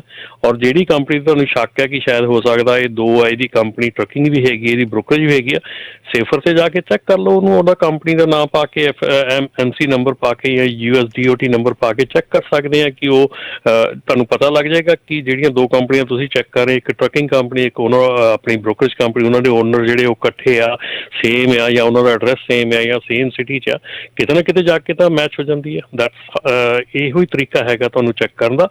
ਔਰ ਇਹ ਰਾਜਕਰਨ ਇੱਥੇ ਮੈਂ ਨਾ ਥੋੜ੍ਹਾ ਜਿਹਾ ਟਾਈਮ ਇੱਕ ਸੈਕਿੰਡ ਹੀ ਲਊਂਗਾ ਕਿ ਜਿਹੜੇ ਆਪਣੇ ਟਰੱਕ ਡਰਾਈਵਰਸ ਵੀ ਜਿਹੜੇ ਹਾਇਰ ਹੁੰਦੇ ਆ, ਜਿਹੜੇ ਓਨਰ ਆਪਰੇਟਰਸ ਵੀ ਹਾਇਰ ਹੁੰਦੇ ਆ, ਜਿੰਨੇ ਵੀ ਲੋਕੀ ਆਪਣੇ ਕੰਮ ਕਰਦੇ ਆ ਬਿਜ਼ਨਸ ਦੇ ਵਿੱਚ, ਜ਼ਰੂਰ ਕੋਸ਼ਿਸ਼ ਕਰੋ ਕਿ ਜਿਹੜੀ ਵੀ ਕੰਪਨੀ ਨਾਲ ਤੁਸੀਂ ਕੰਮ ਕਰਨ ਲੱਗੇ ਆ ਉਸ ਕੰਪਨੀ ਦਾ ਰੈਕਡ ਜਿਹੜਾ ਆ ਸੇਫਰ ਦੇ ਉੱਤੇ ਜਾ ਕੇ ਚੈੱਕ ਜ਼ਰੂਰ ਕਰੋ। ਜਿਹੜੀ ਟਰੱਕਿੰਗ ਕੰਪਨੀ ਹੈਗੀ ਆ, ਜਿਹੜੀ ਟਰੱਕਿੰਗ ਕੰਪਨੀ ਲਈ ਹਾਇਰ ਹੋਣ ਲੱਗਿਆ, ਉਹਦਾ ਸੇਫਰ ਤੇ ਰੈਕਡ ਚੈੱਕ ਕਰਨਾ ਬਣਦਾ ਆ ਕਿ ਉਹਦੇ ਕੋਲ ਇੰਸ਼ੋਰੈਂਸ ਹੈਗੀ ਆ, ਉਹਦੇ ਕਿੰਨੇ ਕੁ ਐਕਸੀਡੈਂਟ ਹੋਇਆ, ਇਹ ਸਾਰਾ ਕੁਝ ਸੇਫਰ ਤੇ ਪਬਲਿਕਲੀ ਅਵੇਲੇਬਲ ਹੈਗਾ ਇਸ ਵੇਲੇ, ਹਮੇਸ਼ਾ ਅਵੇਲੇਬਲ ਰਿਹਾ ਆ। ਔਰ ਇਹ ਚੀਜ਼ਾਂ ਜਿਹੜੀਆਂ ਚੈੱਕ ਕਰਨੀਆਂ ਚਾਹੀਦੀਆਂ। ਹੁਣ ਜਿਹੜਾ ਇੱਥੇ ਗੱਲ ਕਰਨ ਦੀ ਇਹ ਆ ਜਾਂਦੀ ਆ ਕਿ ਜਿਹੜੇ ਆਪਣੇ ਡਰਾਈਵਰਸ ਹਾਇਰ ਹੁੰਦੇ ਆ ਉਹ ਵੀ ਜ਼ਰੂਰ ਇਸ ਚੀਜ਼ ਨੂੰ ਚੈੱਕ ਕਰਨ ਕਿ ਜਿਹੜੀ ਕੰਪਨੀ ਲਈ ਉਹ ਹਾਇਰ ਹੋਣ ਲੱਗੇ ਉਹ ਕੰਪਨੀ ਪ੍ਰੋਪਰਲੀ ਰਨ ਕਰ ਰਹੀ ਹੈ ਕਿ ਨਹੀਂ ਕਰ ਰਹੀ। ਜੀ ਅਗਲੇ ਕਾਲਰ ਤਜਿੰਦਰ ਜੀ। ਹਾਂਜੀ ਭਾਈ, ਸਤਿ ਸ਼੍ਰੀ ਅਕਾਲ ਜੀ। ਸਤਿ ਸ਼੍ਰੀ ਅਕਾਲ। ਸਤਿ ਸ਼੍ਰੀ ਅਕਾਲ ਭਾਜੀ, ਮੇਰਾ ਕੁਐਸਚਨ ਤਾਂ ਸੇਮ ਹੀ ਆ, ਹੈ ਨਾ। ਜਿੱਦਾਂ ਹੁਣ ਮੈਂ ਤੁਹਾਨੂੰ 2-3 ਐਗਜ਼ਾਮਪਲਾਂ ਦੇ ਦਿੰਦਾ। ਕਈ ਬੰਦੇ ਸਿਰਫ CH ਰੋਬਿਨਸਨ ਦੇ ਲੋਡ ਚੱਕਦੇ ਆ, ਰਾਈਟ। ਅਤੇ ਕੀ ਮੇਰਾ ਪਹਿਲਾ ਕੁਐਸਚਨ ਕਿ ਇੱਕੋ ਹੀ ਬ੍ਰੋਕਰ ਦੇ ਲੋਡ, ਜਿੱਦਾਂ ਮੈਂ CHI ਗਿਆ ਵੀ ਉਹਦੇ ਚੱਕਣ ਤਾਂ ਵੀ ਇਸ ਲਾਹ ਥੱਲੇ ਆਉਂਦੇ ਆ, ਜਾਂ ਕਈ ਕੰਪਨੀਆਂ ਜਿੱਦਾਂ ਮਾਰਕੀਟ ਟਰਾਂਸਪੋਰਟ ਕੰਪਨੀ ਹੈਗੀ ਆ ਔਰਗਨ ਦੀ, ਹੁਣ ਤਾਂ ਚਲੋ ਸ਼ਾਇਦ ਉਹਦਾ ਮੇਰਾ ਖਿਆਲ ਨਾ, ਪਰ ਉਹ ਨਾਲ ਦੀ ਨਾਲ ਬ੍ਰੋਕਰੇਜ ਵੀ ਕਰਦੇ ਆ। ਮੋਸਟਲੀ ਕੰਪਨੀਆਂ ਜਿੱਦਾਂ ਗੂਲਕ ਆ, ਉਹਨਾਂ ਦੇ ਨਾਲ ਇੱਕ ਬ੍ਰੋਕਰੇਜ ਕੰਪਨੀ ਵੀ ਖੋਲੀ ਹੋ। ਮਤਲਬ ਮੋਸਟਲੀ ਤੁਸੀਂ ਜਿਹੜੀ ਮਰਜ਼ੀ ਕੰਪਨੀ, ਚਾਹੇ ਇੰਟਰਸਟੇਟ ਆ, ਹੈ ਨਾ, ਚਾਹੇ ਇੰਗਲੈਂਡ ਵਾਲੇ ਆ, ਉਹਨਾਂ ਨੇ ਤੁਸੀਂ ਬੋਰਡ 'ਤੇ ਜਾਓ, ਉਹਨਾਂ ਦੇ ਨਾਲ ਲੋਡ ਵੀ ਲਾਇਓ, ਉਹਨਾਂ ਦੀਆਂ ਕੰਪਨੀਆਂ ਵੀ ਚੱਲਦੀਆਂ। ਤੇ ਕਿੰਨੇ ਇਹ ਮਤਲਬ ਇੱਥੇ ਪਹਿਲਾਂ ਇਹਦਾ ਤੁਹਾਨੂੰ ਦੱਸ ਦਿਆਂ। ਭਾਜੀ ਮੇਰਾ ਕੁਐਸਚਨ, ਹਾਂਜੀ, ਕਿੰਨੇ ਵੱਖ-ਵੱਖ ਬ੍ਰੋਕਰ ਹੋਣ ਮਤਲਬ ਕਾਊਂਟਿੰਗ ਦੇ ਵਿੱਚ ਤਾਂ ਆਪਾਂ ਇਹਦੇ ਥੱਲੇ ਨਹੀਂ ਆਉਂਦੇ, ਜਾਂ ਇਹਨਾਂ ਟਰੱਕਿੰਗ ਕੰਪਨੀਆਂ ਤੋਂ ਜੇ ਆਪਾਂ ਲੋਡ ਚੱਕਦੇ ਹਾਂ ਤਾਂ ਫਿਰ ਇਹ ਵੀ ਤਾਂ ਸਾਨੂੰ ਕਹਿ ਹੀ ਸਕਦੇ ਸੀ ਤੁਹਾਨੂੰ ਲੋਡ ਨਹੀਂ ਦੇਣੇ ਕਰਕੇ ਇਹ ਲਾ ਕੈਲੀਫੋਰਨੀਆ ਹੈਗਾ। ਹਾਂਜੀ, ਇਸ ਵੇਲੇ ਜਿਹੜੀ ਇਹੋ ਹੀ ਗੱਲ ਮੈਂ ਪਹਿਲਾਂ ਜਿਹੜੀ ਸ਼ੁਰੂ 'ਚ ਕਹੀ ਸੀਗੀ ਕਿ ਜਿਹੜੀਆਂ ਵੱਡੀਆਂ ਟਰੱਕਿੰਗ ਕੰਪਨੀਆਂ ਹੈਗੀਆਂ ਆ, ਜਿਹੜੀਆਂ ਆਪਣੀ ਜਿਹੜੀ ਆ ਕੰਪਨੀ ਮੇਰੇ ਦਿਮਾਗ 'ਚੋਂ ਨਿਕਲ ਗਿਆ, ਉਹਦਾ ਨਾਂ ਨਿਕਲ ਗਿਆ, ਸਵਿਫਟ ਹੈਗੀ ਆ, ਨਹੀਂ CH ਰੋਬਿਨਸਨ ਆਪਣੀ ਜਿਹੜਾ ਮੈਂ ਸ਼ੁਰੂ 'ਚ ਨਾਂ ਲਿਆ ਸੀਗਾ, ਉਹਦਾ ਇਹ ਕੰਪਨੀਆਂ ਨੇ ਕੈਲੀਫੋਰਨੀਆ ਦੇ ਵਿੱਚੋਂ ਓਨਰ ਆਪਰੇਟਰ ਜਿਹੜੇ ਆ ਹਾਇਰ ਕਰਨੇ ਬੰਦ ਕਰਤੇ ਆ। ਠੀਕ ਹੈ, ਲੈਂਡਸਟਾਰ ਪ੍ਰਾਈਮ ਐਗਜ਼ਾਮਪਲ ਆ। 2019 ਦੇ ਵਿੱਚ ਲੈਂਡਸਟਾਰ ਨੇ, ਸਵਿਫਟ ਨੇ, ਇਹਨਾਂ ਸਾਰੀਆਂ ਕੰਪਨੀਆਂ ਨੇ ਕੈਲੀਫੋਰਨੀਆ ਦੇ ਵਿੱਚੋਂ ਓਨਰ ਆਪਰੇਟਰ ਹਾਇਰ ਕਰਨੇ ਬੰਦ ਕਰਤੇ, ਜਿਹੜੇ ਕਿ ਇਹ ਆਪਣੇ ਪਰਮਾਨੈਂਟ ਓਨਰ ਆਪਰੇਟਰ ਹਾਇਰ ਕਰਦੇ ਸੀਗੇ। ਠੀਕ ਆ, ਸੋ ਇਸ ਵੇਲੇ ਮੈਂ ਪਰਮਾਨੈਂਟ ਓਨਰ ਆਪਰੇਟਰ ਦੀ ਗੱਲ ਨਹੀਂ ਕੀਤੀ, ਮੈਂ ਗੱਲ ਕੀਤੀ ਜਿਹੜੀ ਆਪਾਂ ਲੋਡ ਬੋਰਡ ਤੋਂ ਲੋਡ ਲੈਣੇ ਜੀ। ਭਾਜੀ ਅਜੇ ਮੈਂ ਗੱਲ ਜਿਹੜੀ ਕਰ ਰਿਹਾ ਉਹ ਦੇਖੋ ਕਿ ਅਜੇ ਹਾਲ ਦੀ ਘੜੀ ਜਿਹੜਾ ਇਹਦੇ ਵਿੱਚ ਲਾਅ ਦੇ ਵਿੱਚ ਜੋ ਹੈਗਾ, ਮੈਂ ਤਾਂ ਉਹ ਗੱਲ ਕਰ ਰਿਹਾ ਕਿ ਇਹਦੇ ਲਾਅ ਨੂੰ ਜਦੋਂ ਅਪਲਾਈ ਹੋਣਾ ਆ, ਇਹਦੀ ਇੰਪਲੀਕੇਸ਼ਨ ਜਿਹੜੀ ਆ ਇਹਦੀ ਉਦੋਂ ਪਤਾ ਲੱਗਣੀ ਆ ਕਿ ਐਗਜ਼ੈਕਟਲੀ ਕਿੱਥੇ ਜਾ ਕੇ ਖੜਦੀਆਂ। ਜਿਹੜਾ ਲਾਅ ਅਜੇ ਜੋ ਕਹਿੰਦਾ ਆਪਾਂ ਤਾਂ ਉਹ ਕਹਿ ਸਕਦੇ ਆ, ਉਹਦੇ 'ਚ ਕੀ ਪ੍ਰੋਵੀਜ਼ਨਸ ਆ, ਕੀ ਉਹਦੇ ਵਿੱਚ ਸਾਰਾ ਕੁਛ ਆ, ਉਹਦੇ 'ਤੇ ਅਜੇ ਡੀਟੇਲ ਦੇ ਵਿੱਚ ਮੈਂ ਤੁਹਾਨੂੰ ਇਹ ਨਹੀਂ ਕਹਿ ਸਕਦਾ ਵੀ ਇੰਨੇ ਟਰੱਕਿੰਗ ਆ, ਇੰਨੇ ਦਾ ਤੁਸੀਂ ਕੰਮ ਕਰਦੇ ਹੋਣੇ ਚਾਹੀਦੇ ਆ। ਲਾਅ ਇਹ ਕਹਿੰਦਾ ਕਿ ਤੁਸੀਂ ਇੱਕ ਦੇ ਕੰਟਰੋਲ 'ਚ ਨਹੀਂ ਹੋਣੇ ਚਾਹੀਦੇ। ਠੀਕ ਆ, ਪਰ ਉਹਦੇ 'ਚ ਇਹ ਨਹੀਂ ਕਹਿੰਦਾ ਵੀ ਤੁਸੀਂ ਕਿੰਨਿਆਂ ਨਾਲ ਕੰਮ ਕਰਦੇ ਹੋਣੇ ਚਾਹੀਦੇ ਆ। ਸੋ ਇੱਕ ਦੇ ਕੰਟਰੋਲ 'ਚ ਨਹੀਂ ਹੋਣੇ ਚਾਹੀਦੇ, ਇਹ ਕਹਿੰਦਾ ਲਾਅ ਜੀ।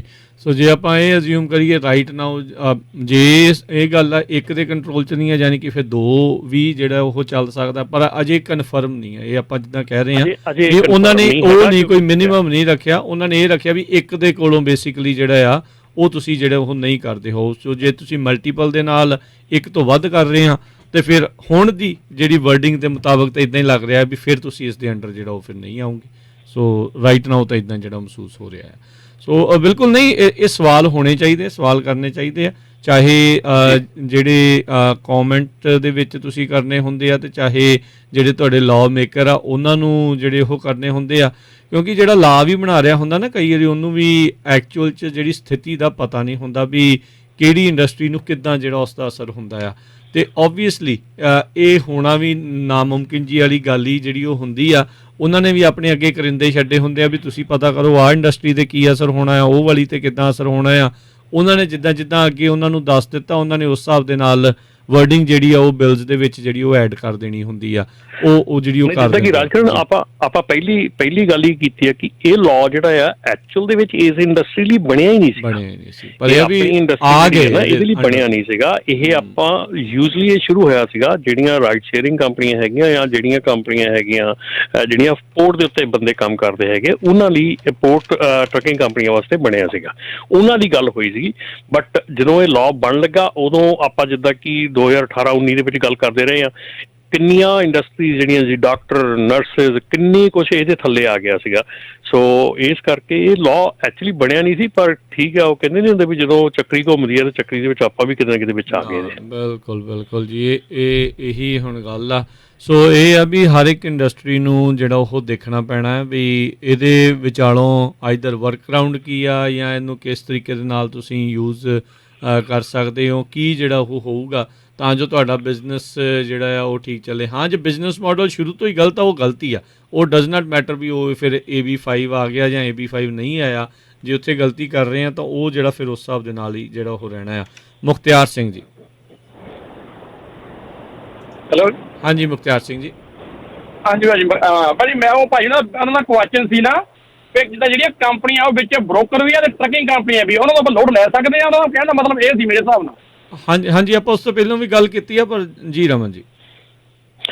ਬਿਲਕੁਲ ਭਾਜੀ, ਗੱਲ ਇੱਦਾਂ ਹੈਗੀ ਆ ਕਿ ਦੇਖੋ ਅਗੇਨ ਅਸੀਂ ਇਹ ਨਹੀਂ ਕਹਿ ਰਹੇ ਕਿ ਤੁਸੀਂ ਕਿਸੇ ਕੋਲੋਂ ਲੋਡ ਲੈ ਸਕਦੇ ਨਹੀਂ ਲੈ ਸਕਦੇ। ਅਸੀਂ ਇਹ ਗੱਲ ਕਰ ਰਹੇ ਹਾਂ ਕਿ ਲਾਅ ਕੀ ਕਹਿੰਦਾ ਆ। ਲਾਅ ਕਹਿੰਦਾ ਆ ਕਿ ਤੁਸੀਂ ਜੇ ਇੱਕ ਕਿਸੇ ਕੰਪਨੀ ਦੇ ਕੰਟਰੋਲ ਦੇ ਵਿੱਚ ਚੱਲਦੇ ਆ, ਠੀਕ ਹੈ ਨਾ, ਇੱਕ ਕੰਪਨੀ ਤੁਹਾਨੂੰ ਕੰਟਰੋਲ ਕਰਦੀ। ਜੇ ਹੁਣ ਮੰਨ ਲਓ ਤੁਸੀਂ ਇੱਕ ਟਰੱਕਿੰਗ ਕੰਪਨੀ ਕੋਲੋਂ ਲੋਡ ਲੈਂਦੇ ਆ, ਠੀਕ ਹੈ ਨਾ, ਤੇ ਤੁਸੀਂ ਉਸੇ ਟਰੱਕਿੰਗ ਕੰਪਨੀ ਕੋਲੋਂ ਲੋਡ ਕੈਲੀਫੋਰਨੀਆ ਲੈ ਕੇ ਤੁਸੀਂ ਜਾਂਦੇ ਆ, ਟੈਕਸਸ ਜਾਂਦੇ ਆ, ਤੇ ਉੱਥੋਂ ਹੀ ਲੈ ਕੇ ਉਸੇ ਕੰਪਨੀ ਕੋਲੋਂ ਲੈ ਕੇ ਟੈਕਸਸ ਤੋਂ ਵਾਪਸ ਇੱਥੇ ਆਉਂਦੇ ਆ, ਤੇ ਉਸੇ ਕੰਪਨੀ ਦਾ ਜਿਹੜਾ ਡਿਸਪੈਚਰ ਹੈਗਾ ਤੁਹਾਨੂੰ ਡਾਇਰੈਕਸ਼ਨਸ ਦਿੰਦਾ ਆ, ਤੁਹਾਨੂੰ ਸਾਰਾ ਕੁਝ ਦਿੰਦਾ ਆ, ਤੁਹਾਨੂੰ ਜਿੱਧਰ ਨੂੰ ਤੋਰਦਾ ਆ ਕਰਦਾ ਆ, ਤੁਸੀਂ ਉਸੇ ਇੱਕ ਕੰਪਨੀ ਦੇ ਕੰਟਰੋਲ ਦੇ ਥੱਲੇ ਚੱਲਦੇ ਆ।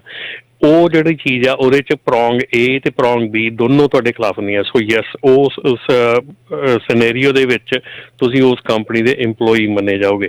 ਸੋ ਇਸ ਕਰਕੇ ਇਹ ਤੁਸੀਂ ਦੇਖਣਾ ਆ ਕਿ ਤੁਹਾਡੀ ਸਿਚੁਏਸ਼ਨ ਦੇ ਵਿੱਚ ਤੁਸੀਂ ਕਿੱਥੇ ਸਟੈਂਡ ਕਰਦੇ ਆ। ਕੀ ਤੁਸੀਂ ਇੱਕੋ ਹੀ ਕੰਪਨੀ ਦੇ ਨਾਲ ਲੋਡ ਕਰਦੇ ਆ, ਕੀ ਤੁਸੀਂ ਮਲਟੀਪਲ ਕੰਪਨੀਆਂ ਨਾਲ ਲੋਡ ਕਰਦੇ ਆ, ਕਿਸ ਤਰ੍ਹਾਂ ਤੁਸੀਂ ਕਿੱਥੇ ਸਟੈਂਡ ਕਰਦੇ ਹੈਗੇ ਆ। ਸੋ ਇਹ ਚੀਜ਼ਾਂ ਤੁਹਾਨੂੰ ਦੇਖਣੀਆਂ ਪੈਣੀਆਂ।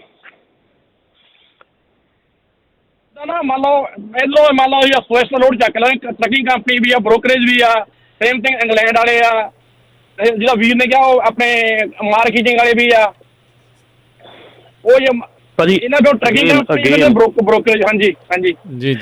ਅਗੇਨ ਇਹ ਜਿਹੜਾ ਬਿਲਕੁਲ ਤਾਜ਼ਾ ਲਾਅ ਜੇ ਇਸ ਵੇਲੇ ਹੈਗਾ, ਇਹ 'ਚ ਫਾਈਟ ਚੱਲ ਰਹੀ ਪਿਛਲੇ 2-3 ਸਾਲ ਦੀ।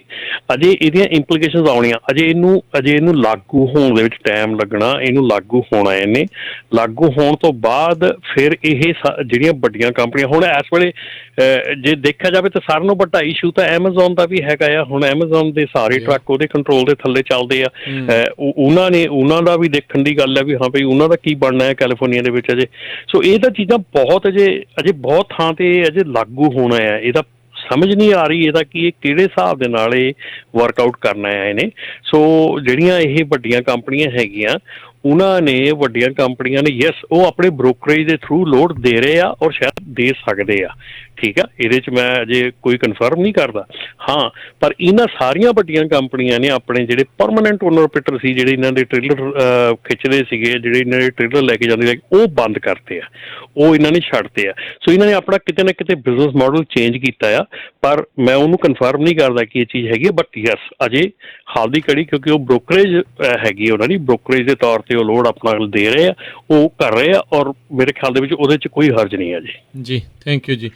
ਤੇ ਰਮਨ ਜੀ, ਸੋ ਬੇਸਿਕਲੀ ਆਪਾਂ ਇਹ ਕਹਿ ਸਕਦੇ ਵੀ ਭਾਈ ਜਿੱਦਾਂ ਜੇ ਹਾਲ ਦੀ ਘੜੀ ਚੱਲ ਰਹੇ ਆ, ਥੋੜ੍ਹਾ ਚਿਰ ਇੱਦਾਂ ਤੁਸੀਂ ਚੱਲੋ, ਨਾਲ ਲਾ ਨੂੰ ਜਿਹੜਾ ਪੜ੍ਹੋ, ਦੇਖੋ ਆਲੇ ਦੁਆਲੇ ਇਸ ਦੇ ਉੱਤੇ ਕੀ ਚਰਚਾ ਜਿਹੜੀ ਹੋ ਰਹੀ ਆ, ਕੀ ਜਿਹੜੇ ਇਸ ਦੇ ਵਿੱਚ ਚੇਂਜਸ ਆ, ਅਤੇ ਤੁਸੀਂ ਕਿੱਦਾਂ ਉਹ ਜਿਹੜੇ ਚੇਂਜਸ ਜੇ ਲੈ ਕੇ ਆਉਣਾ ਚਾਹੁੰਦੇ ਆ, ਅਤੇ ਕਿੱਦਾਂ ਜਿਹੜੇ ਚੇਂਜਸ ਆ ਉਹ ਤੁਸੀਂ ਲਿਆਉਣੇ ਆ। ਸੋ ਡੈਫੀਨੇਟਲੀ ਅਜੇ ਵੇਟ ਐਂਡ ਵਾਚ ਵਾਲੀ ਪੋਲਿਸੀ ਜਿਹੜੀ ਉਹ ਤੁਹਾਨੂੰ ਰੱਖਣੀ ਪੈਣੀ ਆ। ਕਾਹਲੇ ਨਾ ਪਿਓ, ਕਿਉਂਕਿ ਕਾਹਲੀ ਕਰਕੇ ਕਈ ਵਾਰੀ ਬੰਦਾ ਜਿਹੜਾ ਆ ਉਹਨੂੰ ਫਿਰ ਹੋਰ ਹੀ ਵੱਖਰੇ ਹੀ ਜਿਹੜੀ ਚੀਜ਼ ਦੇ ਵਿੱਚ ਜਿਹੜਾ ਉਹ ਫਸ ਜਾਂਦਾ ਹੁੰਦਾ ਆ। ਸੋ ਬਿਲਕੁਲ ਧਿਆਨ ਦੇ ਨਾਲ ਦੇਖ ਕੇ ਸਮਝ ਕੇ ਫਿਰ ਉਸ ਤੋਂ ਬਾਅਦ ਜਿਹੜੇ ਵੀ ਚੇਂਜਸ ਕਰਨੇ ਉਹ ਫਿਰ ਉਸ ਹਿਸਾਬ ਨਾਲ ਕਰਿਓ। ਬਿਲਕੁਲ ਰਾਜਕਰਨ, ਇੱਥੇ ਇਹੋ ਹੀ ਗੱਲ ਆਪਾਂ ਕਵਾਂਗੇ ਸਾਰਿਆਂ ਨੂੰ ਕਿ ਜੇ ਤਾਂ ਤੁਸੀਂ ਕਿਸੇ ਕੋਲੋਂ ਲੀਜ਼ ਕੀਤਾ ਟ੍ਰੇਲਰ ਹੈਗਾ, ਜਾਂ ਤੁਸੀਂ ਕਿਸੇ ਦੇ ਸਾਈਨ ਯੂਜ਼ ਕਰਦੇ ਹੈਗੇ ਆ, ਜਾਂ ਤੁਸੀਂ ਕਿਸੇ ਦੇ ਕੰਟਰੋਲ ਦੇ ਵਿੱਚ ਚੱਲਦੇ ਹੈਗੇ ਆ, ਉਹ ਜਿਹੜੇ ਓਨਰ ਆਪਰੇਟਰ ਹੈਗੇ, ਉਹ ਜਿਹੜੀਆਂ ਕੰਪਨੀਆਂ ਹੈਗੀਆਂ, ਉਹਨਾਂ ਨੂੰ ਜ਼ਰੂਰ ਜਲਦੀ ਸੋਚਣਾ ਪਊਗਾ। ਠੀਕ ਹੈ। ਦੂਸਰੀ ਗੱਲ ਇਹ ਆ ਕਿ ਜਦੋਂ ਤੁਸੀਂ ਇਹੋ ਜਿਹੇ ਕੰਮ ਦੇ ਵਿੱਚ ਆਉਣੇ ਆ, ਇਹੋ ਜਿਹੀਆਂ ਚੀਜ਼ਾਂ ਦੇ ਵਿੱਚ ਆਉਣੇ ਆ, ਤਾਂ ਡੈਫੀਨੇਟਲੀ ਹੁਣ ਫਿਰ ਉਹੋ ਹੀ ਇੱਕ ਵਾਰੀ ਹਾਰਡ ਆਉਣਾ ਆ। ਹਰ ਇੱਕ ਨੂੰ ਇਹ ਕਿਹਾ ਜਾਣਾ ਵੀ ਆਪਣੀ ਕਾਰਪੋਰੇਸ਼ਨ ਖੋਲ ਲਾ, ਆਪਣਾ ਆਹ ਕਰ ਲਾ, ਆਪਣਾ ਉਹ ਕਰ ਲਾ। ਪਲੀਜ਼ ਇਹਨਾਂ ਚੀਜ਼ਾਂ ਦੇ ਵਿੱਚ ਨਾ ਪਿਓ। ਕਾਰਪੋਰੇਸ਼ਨ ਜਸਟ ਕਾਰਪੋਰੇਸ਼ਨ ਖੋਲਣ ਦੇ ਉੱਤੇ ਤਾਂ ਤੁਹਾਡਾ ਬਚਾਅ ਨਹੀਂ ਹੈਗਾ ਕਿ ਐਵੇਂ ਡਰਾਈਵਰਾਂ ਨੂੰ ਵੀ ਕਾਰਪੋਰੇਸ਼ਨਾਂ ਖੋਲ ਕੇ ਦੇ ਦਿੱਤੀਆਂ ਲੋਕਾਂ ਨੇ, ਡਰਾਈਵਰ ਵੀ ਕਾਰਪੋਰੇਸ਼ਨ ਦਾ ਮਾਲਕ ਬਣਾਤਾ। ਡਰਾਈਵਰ ਦੇ ਕੋਲ ਨਾ ਕੋਈ ਇਕੁਇਪਮੈਂਟ ਆ, ਨਾ ਕੋਈ ਲੈਣਾ, ਨਾ ਕੋਈ ਦੇਣਾ। ਉਹ ਮਤਲਬ ਤੁਸੀਂ ਉਲਟਾ ਤੁਸੀਂ ਆਪਣੇ ਆਪ ਨੂੰ ਫਰਾਡ ਦੇ ਵਿੱਚ ਇਕੱਠੇ ਕਰ ਲਿਆ, ਫਰਾਡ ਦੇ ਵਿੱਚ ਪਾ ਲਿਆ ਆਪਣੇ ਆਪ ਨੂੰ। ਸੋ ਇਹ ਚੀਜ਼ਾਂ ਤੇ ਅਜੇ ਥੋੜ੍ਹਾ ਜਿਹਾ ਕੰਟਰੋਲ ਕਰਿਓ, ਇਹੋ ਜਿਹਾ ਕੰਮ ਨਾ ਕਰਿਓ। ਪਰ ਜੇ ਤੁਸੀਂ ਇੱਦਾਂ ਦਾ ਕਿਸੇ ਬਿਜ਼ਨਸ ਮਾਡਲ ਦੇ ਵਿੱਚ ਕੰਮ ਕਰਦੇ ਹੈਗੇ ਤਾਂ ਜ਼ਰੂਰ ਧਿਆਨ ਦੇਣ ਦੀ ਲੋੜ ਹੈ ਤੁਹਾਡੇ ਲਈ। ਜੀ ਜੀ ਬਿਲਕੁਲ। ਤੇ ਰਮਨ ਜੀ, ਇੱਕ ਚੀਜ਼ ਮੈਂ ਪੁੱਛਣਾ ਚਾਹੁੰਦਾ, ਜਦੋਂ ਆਪਾਂ ਤੁਸੀਂ ਕਹਿੰਦੇ ਆ ਜਾਂ ਇਹਨੂੰ ਇਨਫੋਰਸ ਕਰਨਾ ਹੈ, ਇਹ ਇਨਫੋਰਸ ਕਰਨਾ ਕਿੰਨੇ ਆ? ਦੇਖੋ ਜੀ, ਇਨਫੋਰਸਮੈਂਟ ਦਾ ਜੇ ਅਗੇਨ ਉਹੀ ਗੱਲ ਆ ਰਾਜਨ ਕਿ ਲਾਅ ਜਿਹੜਾ ਆ ਰਿਹਾ ਹੈਗਾ ਚ ਡਿਫਰੈਂਟ ਏਜੰਸੀਜ਼ ਹੈਗੀਆਂ, ਨਾਟ ਇੱਕ ਏਜੰਸੀ ਹੈਗੀ ਹੈ। ਇਹ 'ਚ EDD ਵੀ ਹੋਏਗੀ, ਕਿਉਂਕਿ ਜਿਹੜੇ ਲੋਕੀ ਮੰਨ ਲਓ ਕਿ ਇਸ ਵੇਲੇ ਇੰਪਲੋਈ ਹੈਗੇ ਆ ਜਾਂ ਇੰਪਲੋਈ ਮੰਨੇ ਜਾ ਰਹੇ ਆ, ਉਹਨਾਂ ਨੂੰ ਇੰਪਲੋਈ ਨਹੀਂ ਮੰਨਿਆ ਜਾ ਰਿਹਾ, ਉੱਤੇ EDD ਵੀ ਇਨਫੋਰਸ ਕਰਨ ਵਾਲੀ ਹੈਗੀ ਆ। ਇਹਦੇ 'ਚ ਕਈ ਡਿਪਾਰਟਮੈਂਟਸ ਨੂੰ ਉਹਨਾਂ ਨੇ ਓਪਨਲੀ ਇਹਦੇ ਵਿੱਚ ਦਿੱਤੇ ਆ, ਅਧਿਕਾਰ ਦਿੱਤੇ ਆ ਕਿ ਕਿਹੜੇ ਡਿਪਾਰਟਮੈਂਟਸ ਹੈਗੇ ਆ ਜਿਹੜੇ ਇਹਦੇ ਵਿੱਚ ਓਪਨਲੀ ਜਾ ਕੇ ਤੇ ਇਹਦੇ ਇਸ ਲਾਅ ਨੂੰ ਇਨਫੋਰਸ ਕਰ ਸਕਦੇ ਆ। ਸੋ ਆਉਣ ਵਾਲੇ ਸਮੇਂ ਦੇ ਵਿੱਚ, ਆਉਣ ਵਾਲੇ ਟਾਈਮ ਦੇ ਵਿੱਚ ਆਪਾਂ ਵੀ ਉਹ ਸਾਰੇ ਡਿਪਾਰਟਮੈਂਟਸ ਦਾ ਜਿਹੜਾ ਆ ਡੀਟੇਲ ਕੱਢ ਕੇ ਕਿ ਕਿਹੜੇ ਡਿਪਾਰਟਮੈਂਟਸ ਆ ਜਿਹੜੇ ਇਹਨੂੰ ਇਨਫੋਰਸ ਕਰ ਸਕਦੇ ਆ, ਉਹਦੇ ਬਾਰੇ 'ਚ ਆਪਾਂ ਆਉਣ ਵਾਲੇ ਸਮੇਂ 'ਚ ਜ਼ਰੂਰ ਦੱਸਾਂਗੇ। ਪਰ not only one, there are multiple departments that are going to enforce this law. ਜੀ, ਤੇ ਇਹ ਵੀ ਮੈਂ ਨਾਲ ਹੀ ਦੱਸਦਾ ਜਾਵਾਂ, ਬਾਈਡਨ ਪ੍ਰਸ਼ਾਸਨ ਨੇ $80 ਬਿਲੀਅਨ ਮੰਗੇ ਆ IRS ਦੇ ਆਡਿਟ ਵਧਾਉਣ ਦੇ ਲਈ। ਸੋ ਬੰਦਾ ਜੇ ਸੋਚ ਰਿਹਾ ਨਾ ਵੀ ਇੱਦਾਂ ਕਰ ਲਾਂਗੇ ਤੇ ਉੱਦਾਂ ਕਰ ਲਾਂਗੇ ਤੇ ਸ਼ਾਇਦ ਬਚ ਹੋ ਜਾਊਗਾ, ਉਹਨਾਂ ਨੇ ਮਗਰ ਪੈਣਾ ਆ ਹੁਣ ਸਾਰਿਆਂ ਦੇ। ਤੇ ਤੁਸੀਂ ਆਪਣਾ ਜਿਹੜਾ ਹਿਸਾਬ ਕਿਤਾਬ ਠੀਕ ਜਿਹਾ ਕਰਕੇ ਜਿਹੜਾ ਉਹ ਰੱਖ ਕੇ ਚੱਲੋ, ਸਹੀ ਤਰੀਕੇ ਦੇ ਨਾਲ ਚੱਲੋ। ਜੇ $80 ਬਿਲੀਅਨ IRS ਨੂੰ ਮਿਲਦਾ ਹੈ ਤੇ ਆਡਿਟਾਂ ਦੀ ਲੱਗਣੀ ਹੈ ਝੜੀ, ਚਾਹੇ ਉਹ ਫਿਰ ਛੋਟਾ ਹੈ ਤੇ ਚਾਹੇ ਉਹ ਵੱਡਾ ਹੈ, ਤੇ ਫਿਰ ਰਗੜ ਬਹੁਤ ਹੋ ਜਾਣੇ ਆ। ਤੁਸੀਂ ਇਸ ਹਿਸਾਬ ਦੇ ਨਾਲ ਜਿਹੜਾ ਉਹ ਚੱਲਿਓ ਵੀ ਬਾਅਦ ਦੇ ਵਿੱਚ ਐਵੇਂ ਜੋ ਕਰਦੇ ਆ ਉਹਦੇ ਤੋਂ ਵੀ ਜਾਂਦੇ ਨਾ ਲੱਗਿਓ। ਸੋ ਉਹ ਜਿਹੜਾ ਜ਼ਰੂਰ ਮਨ ਦੇ ਵਿੱਚ ਇੱਕ ਜਿਹੜਾ ਦਿਮਾਗ ਦੇ ਵਿੱਚ ਰੱਖਿਓ ਵੀ ਇਹ ਵੀ ਚੀਜ਼ ਹੁਣ ਇਨਫੋਰਸਮੈਂਟ ਜਿਹੜੀ ਹੈ ਉਸ ਪਾਸੋਂ ਵੀ ਜਿਹੜੀ ਹੈ ਉਹ ਆਉਣ ਵਾਲੀ ਹੈਗੀ ਆ। ਬਿਲਕੁਲ ਰਾਜਕਰਨ, ਇੱਥੇ ਮੈਂ ਇੱਕ ਚੀਜ਼ ਦੱਸ ਰਿਹਾ ਕਿ ਇੱਕ ਮੈਂ ਨਿਊਜ਼ ਪੜ੍ਹ ਰਿਹਾ ਸੀਗਾ, ਐਕਚੁਅਲੀ ਮੈਂ ਸ਼ੇਅਰ ਵੀ ਕਰਨੀ ਸੀਗੀ ਕਿ ਇੱਕ ਅਕਾਊਂਟਿੰਗ ਕਲਰਕ ਆ, ਉਹਨੇ ਮਸੀਹਾ ਵੈਲੀ ਟਰਾਂਸਪੋਰਟ ਹੈਗੀ ਆ, ਉਹਦੇ 'ਚੋਂ $1.1 ਮਿਲੀਅਨ ਦੀ ਇੰਬੈਜ਼ਲਮੈਂਟ ਕੀਤੀ, ਕਿ ਚੋਰੀ ਕੀਤੀ ਹੈ ਨਾ। ਤੇ ਉਹ ਸਾਰਾ ਕੁਝ ਕੀਤਾ, ਜਦੋਂ ਪਤਾ ਲੱਗਣ ਤੋਂ ਬਾਅਦ IRS ਨੂੰ ਪਤਾ ਲੱਗਾ ਤੇ IRS ਨੇ 2.5 ਲੱਖ ਦਾ ਬਿੱਲ ਉਹਨੂੰ ਭੇਜਤਾ ਕਿ ਠੀਕ ਹੈ, ਤੂੰ ਮਤਲਬ ਕਿ 2.5 ਲੱਖ ਸਾਲ ਦਾ ਤੂੰ ਬਣਾਉਂਦੀ ਸੀਗੀ ਚੋਰੀ ਦਾ, ਤੇ ਪਰ ਸਾਨੂੰ ਤਾਂ ਤੂੰ $32,000 ਹੀ ਦੱਸਿਆ ਆ, ਪਰ ਜਿਹੜਾ 2.5 ਲੱਖ ਉਹਦੇ ਉੱਤੇ ਬਿੱਲ ਭੇਜਦਾ। $2.5 ਲੱਖ ਦਾ ਬਿੱਲ ਉਹਨੂੰ ਚੋਰੀ ਦੇ ਪੈਸੇ ਤੇ ਵੀ IRS ਨੇ ਭੇਜਤਾ ਉਹਦਾ ਬਿੱਲ। IRS ਜਿਹੜੀ ਆ ਉਹ ਨਹੀਂ ਛੱਡਦੀ ਹੈਗੀ। ਸੋ ਇਹ ਚੀਜ਼ ਹੈ ਕਿ ਇਹ ਇੱਕ ਹੋਰ ਜਿਹੜੀ ਮੈਂ ਸ਼ੇਅਰ ਕਰਨੀ ਸੀ ਸਾਰਿਆਂ ਦੇ ਨਾਲ ਕਿ ਜਿਹੜਾ ਆਪਣਾ ਬਿਲਿੰਗ ਮੌਂਟੈਨਾ ਦੇ ਵਿੱਚ ਇੱਕ ਕਾਫੀ ਵੱਡਾ ਜਿਹੜਾ ਫਰਾਡ ਫੜਿਆ ਗਿਆ ਹੈਗਾ ਕਿ ਉੱਥੋਂ ਦੇ ਟਰਾਈਬਲ ਚੀਫ ਹੈਗੀ ਆ ਕੋਈ ਜੱਜ ਜਿਹੜੀ ਸੀਗੀ, ਉਹ ਜਿਹੜੇ ਉੱਥੋਂ ਟਰਾਈਬ ਦੇ ਵਿੱਚੋਂ ਟਰੱਕ ਲੰਘਦੇ ਸੀ ਉਹਨਾਂ ਨੂੰ ਨਕਲੀ ਸਪੀਡਿੰਗ ਦੀਆਂ ਟਿਕਟਾਂ ਦੇ ਕੇ ਤੇ ਉਹਨਾਂ ਨੇ 3 ਸਾਲਾਂ ਦੇ ਵਿੱਚ $24,000 ਇਕੱਠਾ ਕੀਤਾ ਸੀਗਾ, ਉਹਨਾਂ ਨੂੰ ਵੀ ਸਜ਼ਾ ਹੋਈ ਆ ਹੁਣੇ। ਸੋ ਜੇ ਤੁਸੀਂ ਤੁਸੀਂ 2014 ਤੋਂ ਲੈ ਕੇ 2017 ਦੇ ਵਿੱਚ ਇਸ ਏਰੀਏ ਦੇ ਕਿਸੇ ਟਰਾਈਬਲ ਏਰੀਏ ਦੇ ਵਿੱਚ ਲੰਘ ਕੇ ਟਿਕਟ ਲਈ ਆ, ਤੇ ਉਹ ਤੁਹਾਨੂੰ ਕਹਿੰਦੇ ਸੀ ਵੀ ਜਾਂ ਤਾਂ ਟਿਕਟ ਦੀ ਤੁਹਾਡੀ ਰੈਕਡ ਤੇ ਆ ਜਾਣੀ ਆ, ਨਹੀਂ ਤਾਂ ਤੁਸੀਂ $250 ਦੀ ਡੋਨੇਸ਼ਨ ਕਰ ਦਿਓ। ਸੋ ਡੋਨੇਸ਼ਨ ਜਿਹੜੀ ਸੀ ਉਹ ਬੇਸਿਕਲੀ ਉਹਨਾਂ ਦੇ ਸਟ੍ਰੇਟ ਅਕਾਊਂਟ ਆਪਣੇ 'ਚ ਹੀ ਜਾਂਦੀ ਸੀਗੀ।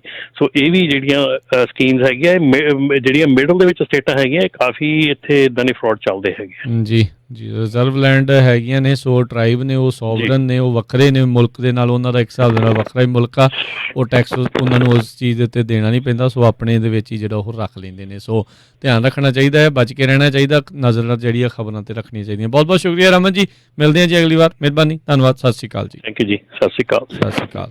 ਤੇ ਇਸ ਤੋਂ ਇੱਥੇ ਸਾਡਾ ਅੱਜ ਦਾ ਪ੍ਰੋਗਰਾਮ ਵੀ ਸਮਾਪਤ ਹੈ। ਮਿਲਦੇ ਹਾਂ ਅਗਲੀ ਵਾਰ, ਤੱਕ ਲਈ ਮੇਰੇ ਵੱਲੋਂ ਵੀ ਤੁਹਾਨੂੰ ਸਭ ਨੂੰ ਪਿਆਰ ਸਤਿਕਾਰ ਸਨ ਕੀ ਜੀ, ਸਤਿ ਸ਼੍ਰੀ ਅਕਾਲ।